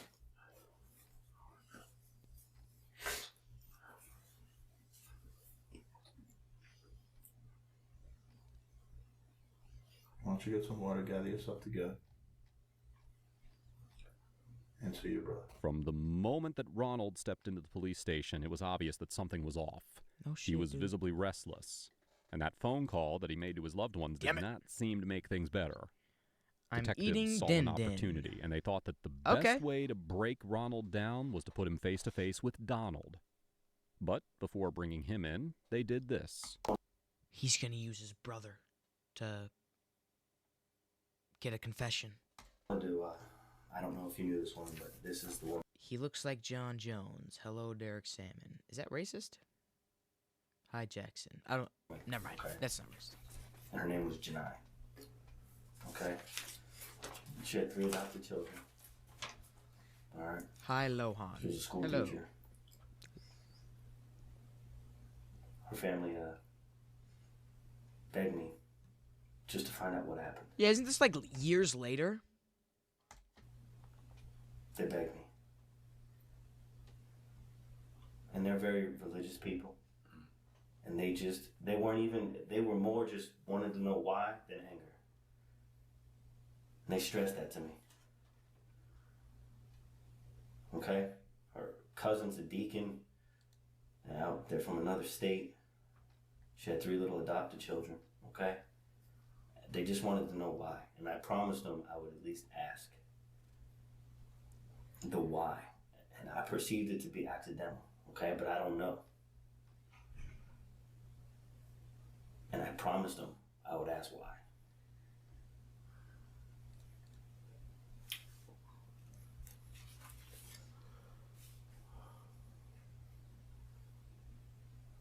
Okay, bro. 6 concurrent viewers. Bro, they got I don't even know how long they have to watch for. Our friend Derek has recently showed up on Pedos in My Area. Dude, what? I told him I thought it was an accident. I'll be honest with you. Dude, how is it an accident? He ran up to the woman, shot her in the face, or in the chest, my bad, and then stole her car. I mean, am I right and accidental? I can't. I swear I just can't say it right now. Okay. Will you let me know, okay? Please? Because I made them a promise I would try to just know why. They don't even care about anything else but just to understand what happened and why. Okay? If you need something, just knock on the door. Can I need a tissue bag? Trying to push for a confession, the lead detective used Reed Interrogation Technique 7, offering Ronald a socially acceptable reason for the crime. Usually, most suspects jump at this chance, eager to minimize their guilt. But Ronald was so devastated that he shut down completely. So they sent in Donald. Look, Fudge.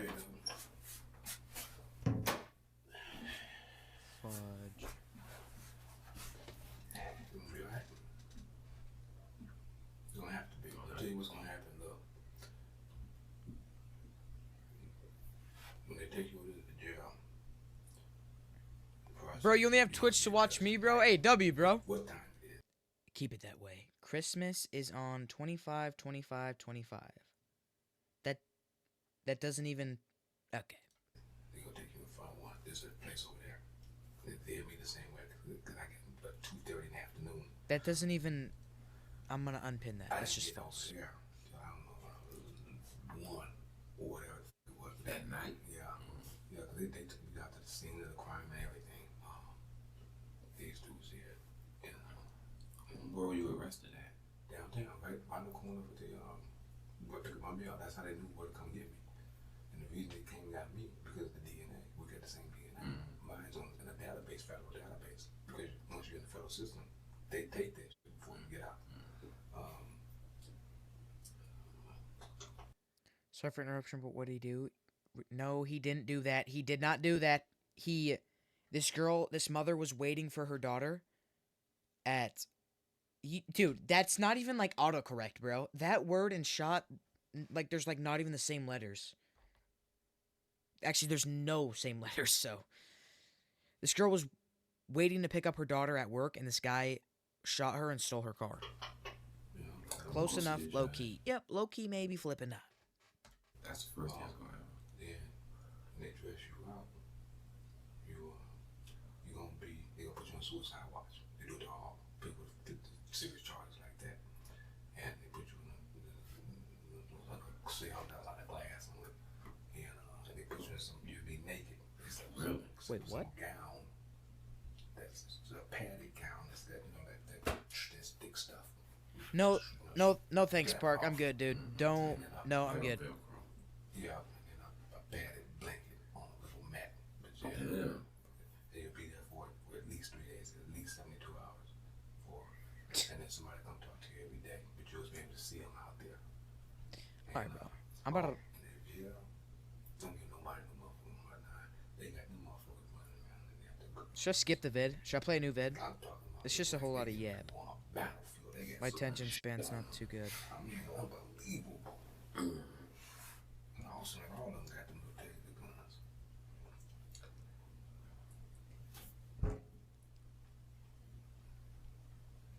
I was demanding that you go. Yes, I'm currently... I want you to go tonight.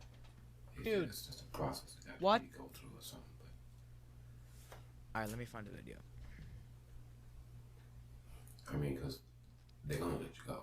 No, I know that. But I was trying to get to do it. Like now.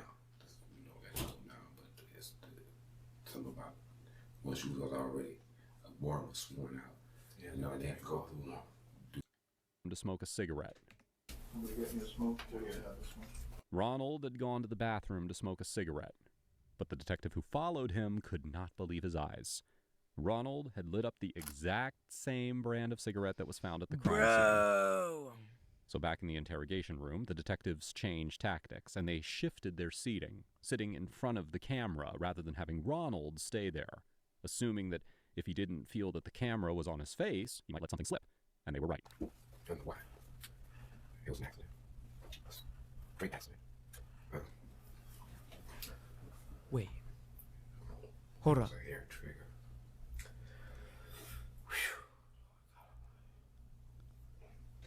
Okay. Okay, Jackson X Parker collab. Is this Parker like Parker Sanderson? Do I know this feller? Okay. Nope, you don't know this Parker. He lives in Louisiana. It was an accident. I swear to God, it was an accident. So, saying it's an accident isn't gonna fix it. You shot a woman in the face and stole her car. I'm sorry. You're going to jail. It is unfortunate, but actually, never mind. I should have known that it was a hair trigger, cause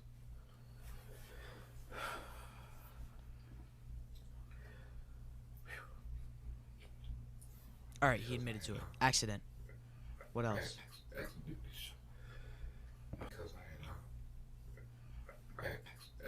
Phone is in my left hand right now.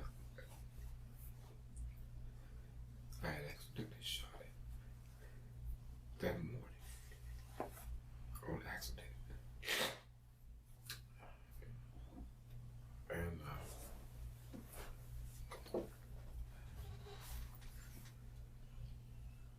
The naughtiness in this chat is berserk. something I'd done before when I was way younger. Heck, right. But always in my mind, it was if the gun was this for something. So there wouldn't be much resistance. I'm just trying to get it out. I just want to get out of there. That's right.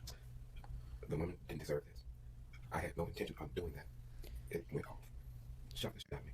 Because it wasn't drastic. Okay. And the only way I would really hurt somebody is someone was trying to hurt me. Ronald admitted that he had seen the perfect carjacking victim, a woman, alone, at night with no one to protect her. He approached Janai Coleman, threatened her with his .357 Magnum, and demanded her You know that put like a car. But then, he claimed, the gun quote-unquote accidentally went off because of its hairpin trigger. But the detectives didn't buy that for a second. Ultimately, the police released Donald, and Ronald was charged with the murder of Janai Coleman. When Ronald Smith took the stand in court, what happened next stunned everyone. His story did a 180, or hell, maybe even a complete 360 back to where we started. Ronald claimed that it wasn't him who murdered Janai Coleman, but rather his twin brother, Donald. No shot. He actually flippin' According turned to it what on his wasn't brother. Hell, maybe even a stunned everyone. His story did a 180, or hell, maybe even a complete 360 back to where we started. Ronald claimed that it wasn't him who murdered Janai Coleman, but rather his twin brother, Donald. According to Ronald, he had nothing to do with the crime. He was simply helping Donald clean up the mess after... Like, because these people had to shoot someone? Yeah, bro. Donald murdered Janai and stole her car. But there was one major problem. The jury wasn't buying his story. The evidence told a different story, up until the way in which he made his confession. Ultimately, Ronald Smith was found guilty of the murder of Janai Coleman. He was sentenced to life in prison, plus an additional 25 years. Why do they do that? Why do they go? Life in prison. Oh, and I'm adding 25. Like, you already have life, bro. Just like, what? All right. One more video. Wait, let me see how long it is.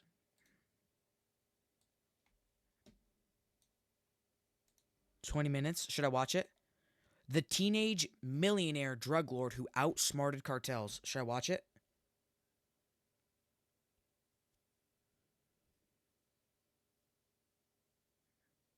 No.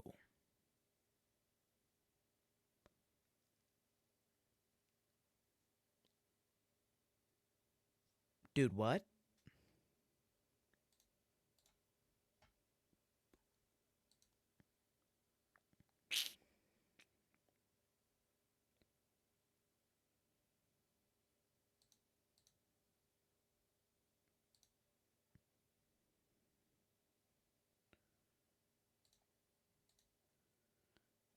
Watch the North Hollywood shootout by Donut Cop.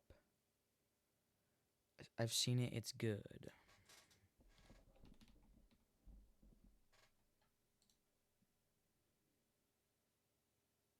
Buddy. Dude, it's 45 minutes long, bro.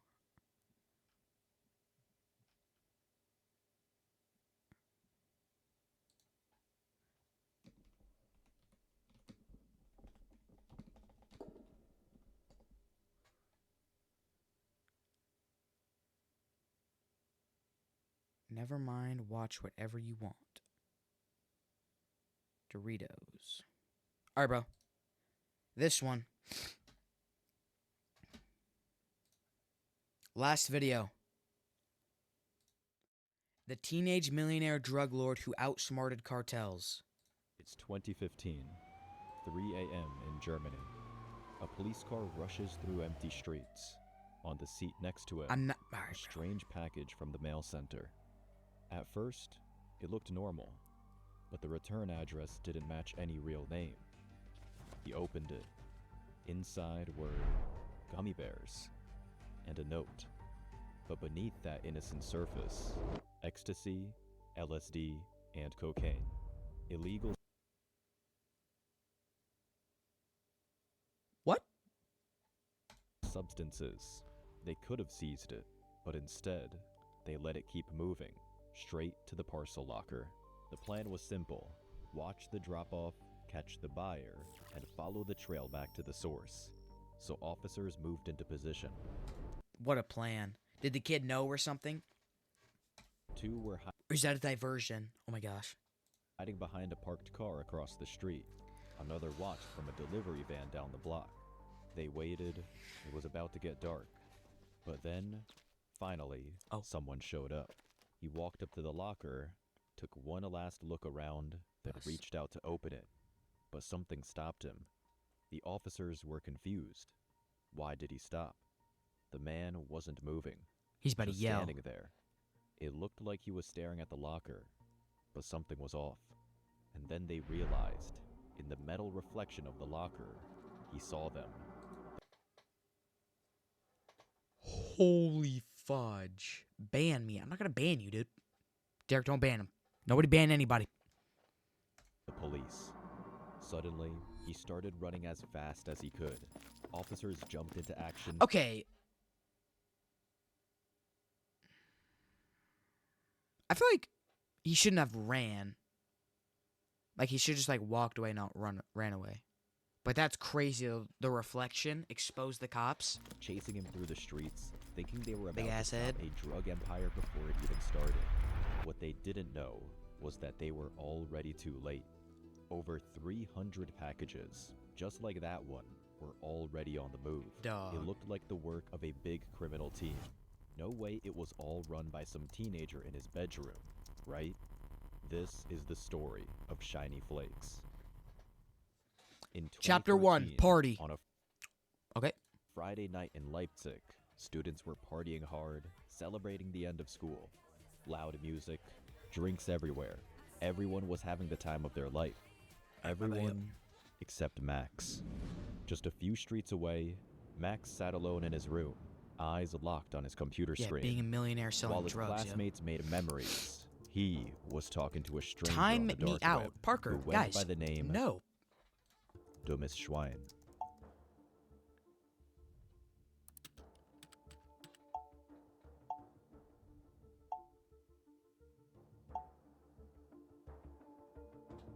Okay, nice. Max That was still a chapter was teen- like 5 seconds long.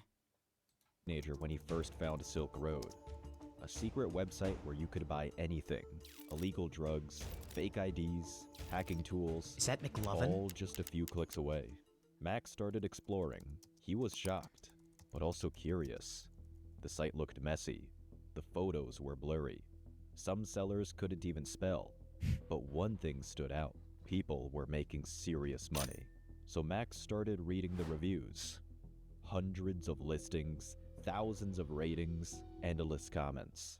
Max wasn't just clicking around anymore. Jackson, Now, you've seen he that had guy? questions. Jackson, bro, that's elite knowledge, bro. I'm modding you just for that. That's elite knowledge, bro. Big ones. He found forums where people shared it all: prices, delivery tricks, and ways to stay invisible. This wasn't just about websites, it was real business talk. How much dealers paid for a gram, and how much they sold it for. Max was shocked. Sometimes the price doubled or even tripled. He realized the idea of Silk Road was brilliant. Parker, I'm but not the telling you the site. execution, You don't need to get on not it. so much. Max believed he could do it better, cleaner, faster, smarter, while others just That's not elite ball knowledge. My funkle knew that. browsed. He studied every detail. To stay hidden, he learned It's how to use Bitcoin. funkle.net. Is that He even a studied real everything link, bro? about staying anonymous. Okay, that's... But he didn't rush. At first, he made a few small Don't orders click to learn that. more about the system. He watched it all. Delivery saw- times, packaging Dude. tricks. Every little detail mattered. But then, Alright, bro. something Bro. big happened. Silk Road was gone. Shut down by the FBI. To Max, that wasn't the end. It was an opportunity. If they could take down The site he was buying drugs got shut down. the biggest dark web store in the world, maybe he could build the next one. A better one. He's gonna build the whole damn store. Not just a seller, a real brand. A real drugstore, like Amazon, but hidden on the dark web. Dude. It might have felt like a game, but Max knew better. One mistake, and the police could find him. But not this time. The police car was heading to the house party, where some of Max's classmates were getting caught with illegal goods. Max didn't look like someone who would break the law. He grew up in a normal, middle-class family. Nothing stood out, nothing strange. No one could have imagined he was about to launch a drug empire. The website felt polished. It didn't feel illegal. It felt professional. It looked more like Airbnb than a dark website. Before Tesla or Uber made clean design cool, Max was already using it to stand out. Then one night, he posted the link. Shiny Flakes was online. He still remembered the first one. One small box, carefully packed, dropped in a mailbox like nothing special. His heart was racing. Nothing happened. No police, no questions. Just an email the next day. That's when he knew it worked. Max packed every order by hand. He made fake return addresses, then dropped them in lockers across the city. And he did it all from his parents' house. Dude. To them, he was just always on the computer. They'd hear the keyboard at night. They thought he was studying. But behind that screen, something big was growing. And this was just the beginning. Dude. The pickup. One Monday morning, Max jumped out of bed with a plan. He checked his phone. One of his biggest orders was on the way. Just an hour left. Too risky for the usual pickup. So he picked a random address nearby. He threw on a hoodie, kept his head low, and walked to the building like he belonged there. With the tracking code on his phone, he waited outside, calm and casual. Right on time, the delivery guy pulled up with the box. Max stepped up with confidence. Hey, that's for my uncle. He isn't home right now. He said with a smile. He gave the address, showed the tracking screen. The courier glanced at the name, then at Max. A short nod, and that was it. Holy no aura. questions, just a signature. Max took the box and walked off like it was just another morning. Back home, he closed his door, sat down, and got to work. Dude, what? Max's business started growing fast. Every day, more orders came in, and people liked what they got. They made sure to say it. Reviews started coming in. Max wasn't just selling drugs. He was building something people actually trusted. People trusted Shiny Flakes more than their local dealer. They didn't have to meet anyone. They didn't have to leave their house. No risk, no awkward deals. It came in the mail, like a regular package. Always on time, sealed like a birthday gift. For buyers, it felt safe. For Max, it felt smart. And once someone tried it, they usually came back. That growing demand pushed Max to scale up. He started buying in bulk, breaking everything down into smaller amounts. He even tested the packaging himself, shaking it, squeezing it, checking how much noise it made. He swapped out loud bags for quieter ones, tried different types of tape, reprinted labels if the corners didn't stick right. Max knew one sloppy mistake could bring it all down, so he didn't allow any. He sat at a small desk for hours, packing up to 50 orders a day. This kid's locked in, bro. He should be like locked in on like something else, bro. Sometimes not selling drugs. More. It became a system. Pay in Bitcoin, Max packs the order, drops it off using regular mail, like Deutsche Post or DHL, and Max followed his own strict rules. Never ship from the same place twice in one day. Always double-check the packaging before it goes out. Soon, orders were coming from all over the world. Europe, North America, even parts of Asia. And one time, even Colombia. That one actually made Max laugh. A country known for exporting drugs, now ordering from a teenager in Germany. Max was only 18 and running a full-on drug empire, like a one-man machine. That's when he realized this wasn't small anymore. But it was only a matter of time before the police noticed. Bro, he's still by himself, dude. Across Germany, police started noticing something strange. In cities across the country, People were getting caught with bags of pills. In clubs, people collapsed. Some overdosed. Oh my gosh. One was rushed to the hospital. One didn't make it. Even in school bathrooms, pills were passed around like candy. The Bro. substances were everywhere, but no one knew where they were coming Okay, so from. now he's... After Silk Road got taken Is that a charge for murder? down, police hoped I think it things is. would slow I don't down. know. But deep down, they knew someone new would take over. And now, the drugs weren't just in Germany. They were spreading across Europe. Bro. Everything looked the same. Clean packaging, printed labels, same pills. The police knew it couldn't be a coincidence. They didn't know who was behind it, but they knew it all came from the same source. Bro, this kid has, like, Bit by no bit, employees or anything. He's doing this all by himself, bro. they closed in. Then one day, a suspicious package showed up at the mail center. It looked like a piece of something much bigger. Not long after, police were chasing someone through the streets, a man who came to pick up that exact package. Meanwhile, Max was in his room, packing orders like it was no big deal. Wait. Inside every package, he added something special. Gummy bears. Yeah, gummy bears. It made the whole thing feel weirdly personal, and people loved it. Hundreds of reviews poured in, all praising the service. While other dealers were sloppy or slow... Guys, are we fucking serious? If you want gummy bears, just go to the store and buy gummy bears.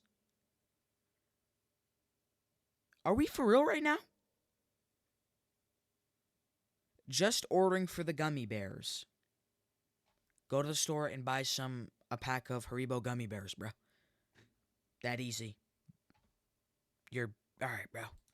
Max was fast, reliable. Is Cypher efficient. Wolf serious? There's no way.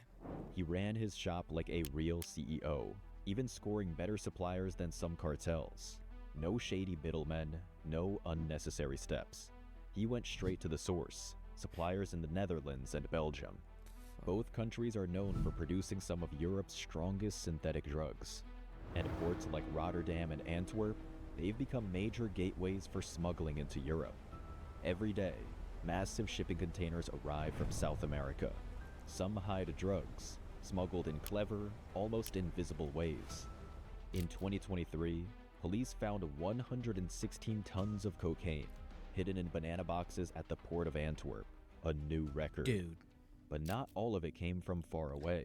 Some were made much 116 tons closer to home. of cocaine. In recent years, Dutch police have busted hundreds of secret drug labs across the country. They're usually out of sight in quiet places.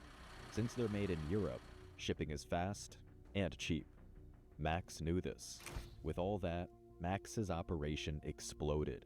At one point, he was shipping nearly 100 orders every single day, packed by hand, sent through regular All by mail. himself, dude. Some people ordered just to see what kind of packaging he'd come up with next.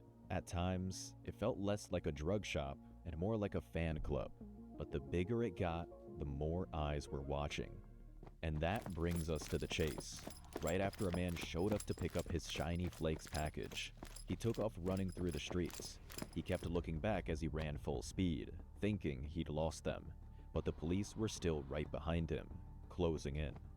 He ran fast, jumped fences, but the police didn't stop chasing.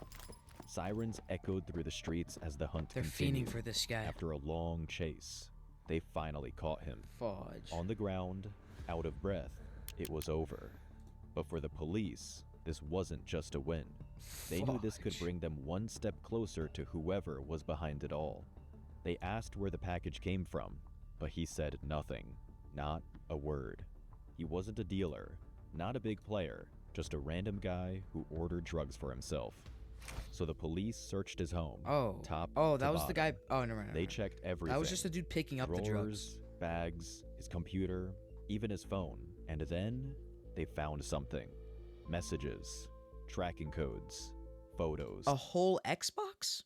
Dude. And links, all pointing to one strange website. That's when the police first heard the name, Shiny Flakes.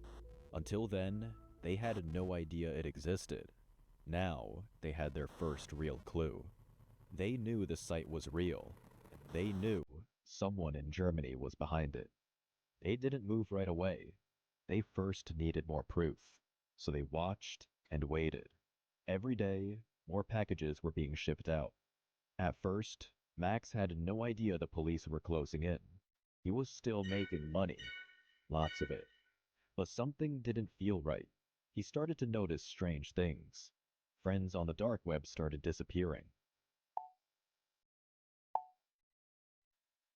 Fudge.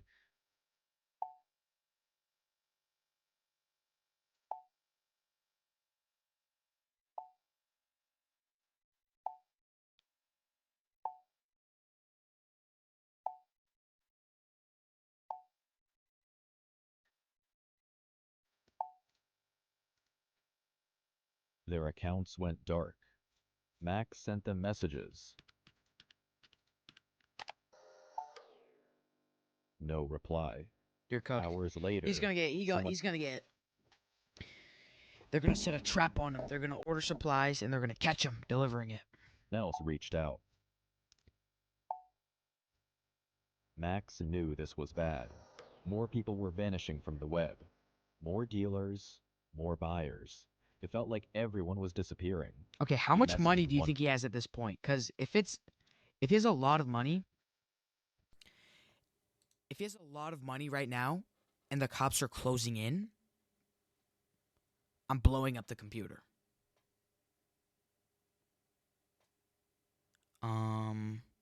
Blowing up the computer, getting rid of all the drugs that are in the house.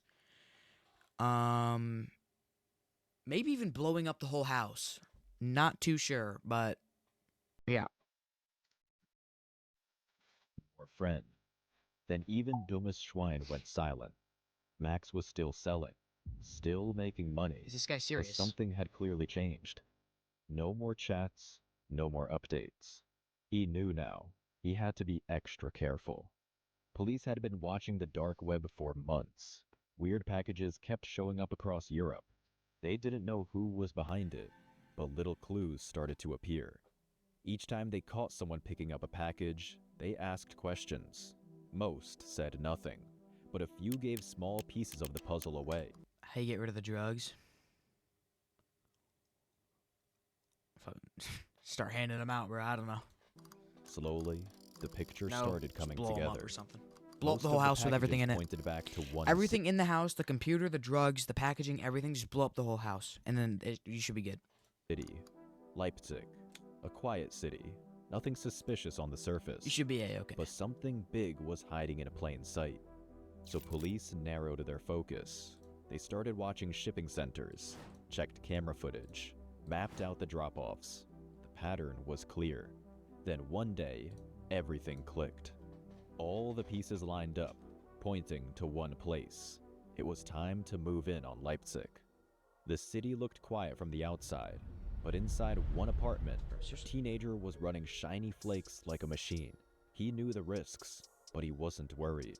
He Well, had he should have been, dozens bro. of crypto-wallets hidden in different places. If things went bad, he could vanish. But Max didn't want to disappear. He wanted to grow. So he started planning something bigger. Maybe a warehouse, maybe employees, a full operation, a real company hidden in the shadows. Stop, Just bro. like Gus Fring or Heisenberg in Breaking Bad, but real. Sometimes at night, he read the news. He saw other dealers getting caught. But Max didn't compare himself to them. He saw himself as a young Walter White. He wouldn't make the same mistakes. But the truth was, Until he did, bro. the walls were already closing in. He just couldn't feel them yet. To him, it was just another morning. He had no idea it would all end today. Nothing seemed different. Nothing felt wrong. But outside, the trap was already set. Oh my god. Police had been planning for weeks, and now it was time. They had his name, his address, and now they were ready to move. You're cooked, But Brody. how did they figure it out? After Red Bull, one of Max's partners, got caught, police found a locker address in Leipzig. From there, they watched every package station in the city until one face showed up again and again. That's how they found him. Fudge, Before sunrise, Team in Blue They were watching him in the damn shadows, dude. Black gathered near Max's house. They wore bulletproof vests and brought dogs. And they moved in silence. They couldn't risk Max deleting anything or getting away. Inside, Max was in his pajamas. His computer had just started up. One officer stepped forward with a black battering ram, a steel tool made to break down doors in seconds. The team held their breath. Everything had led to this moment. The first hit cracked the frame. On the second hit, the door flew open. Officers rushed inside. Police, get on the ground! Before he could move, they had him. Got his They ass. handcuffed him and took him away. But the real target was his room. At first, it looked like any other room, until they took a closer look.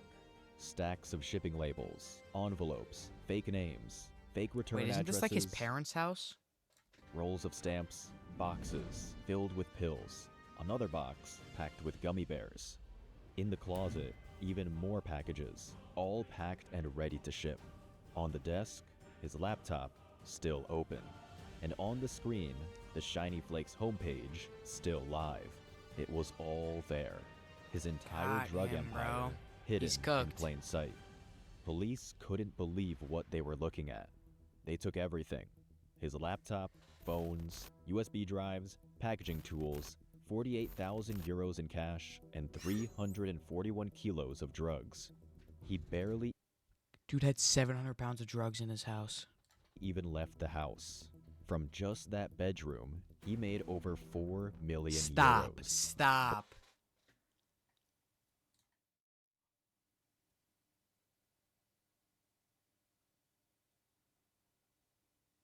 Dude.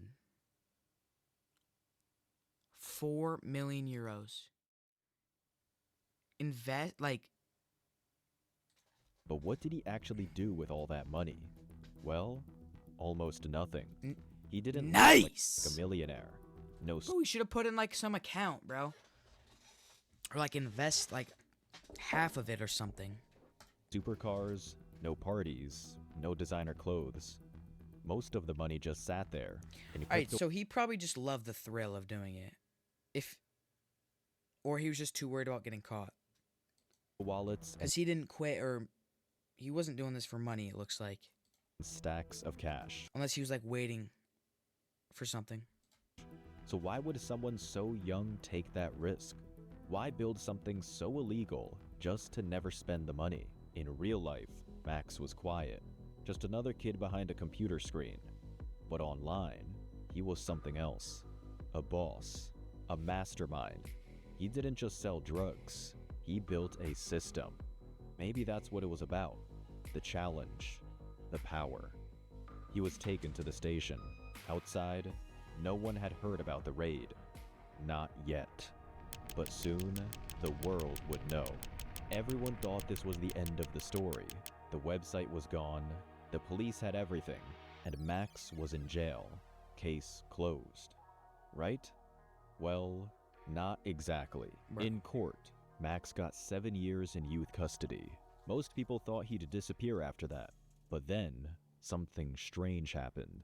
2 years later, he was arrested again. The police found a storage room with 17 large boxes, full of illegal drugs. It looked Bro was trying to get back in the business. He had an offshore site where he had stuff.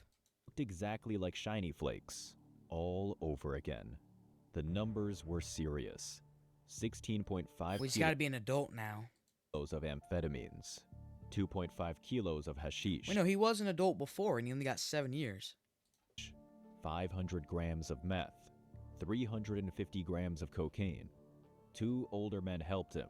One handled the shipping, the other helped with legal things. But was Max even behind it? Shiny Flakes was run from his childhood bedroom. Candy Love, on the other hand, operated out of a small student apartment in Leipzig. Same system, same silence, just a new location in the same city. People online started talking again. The trial took 2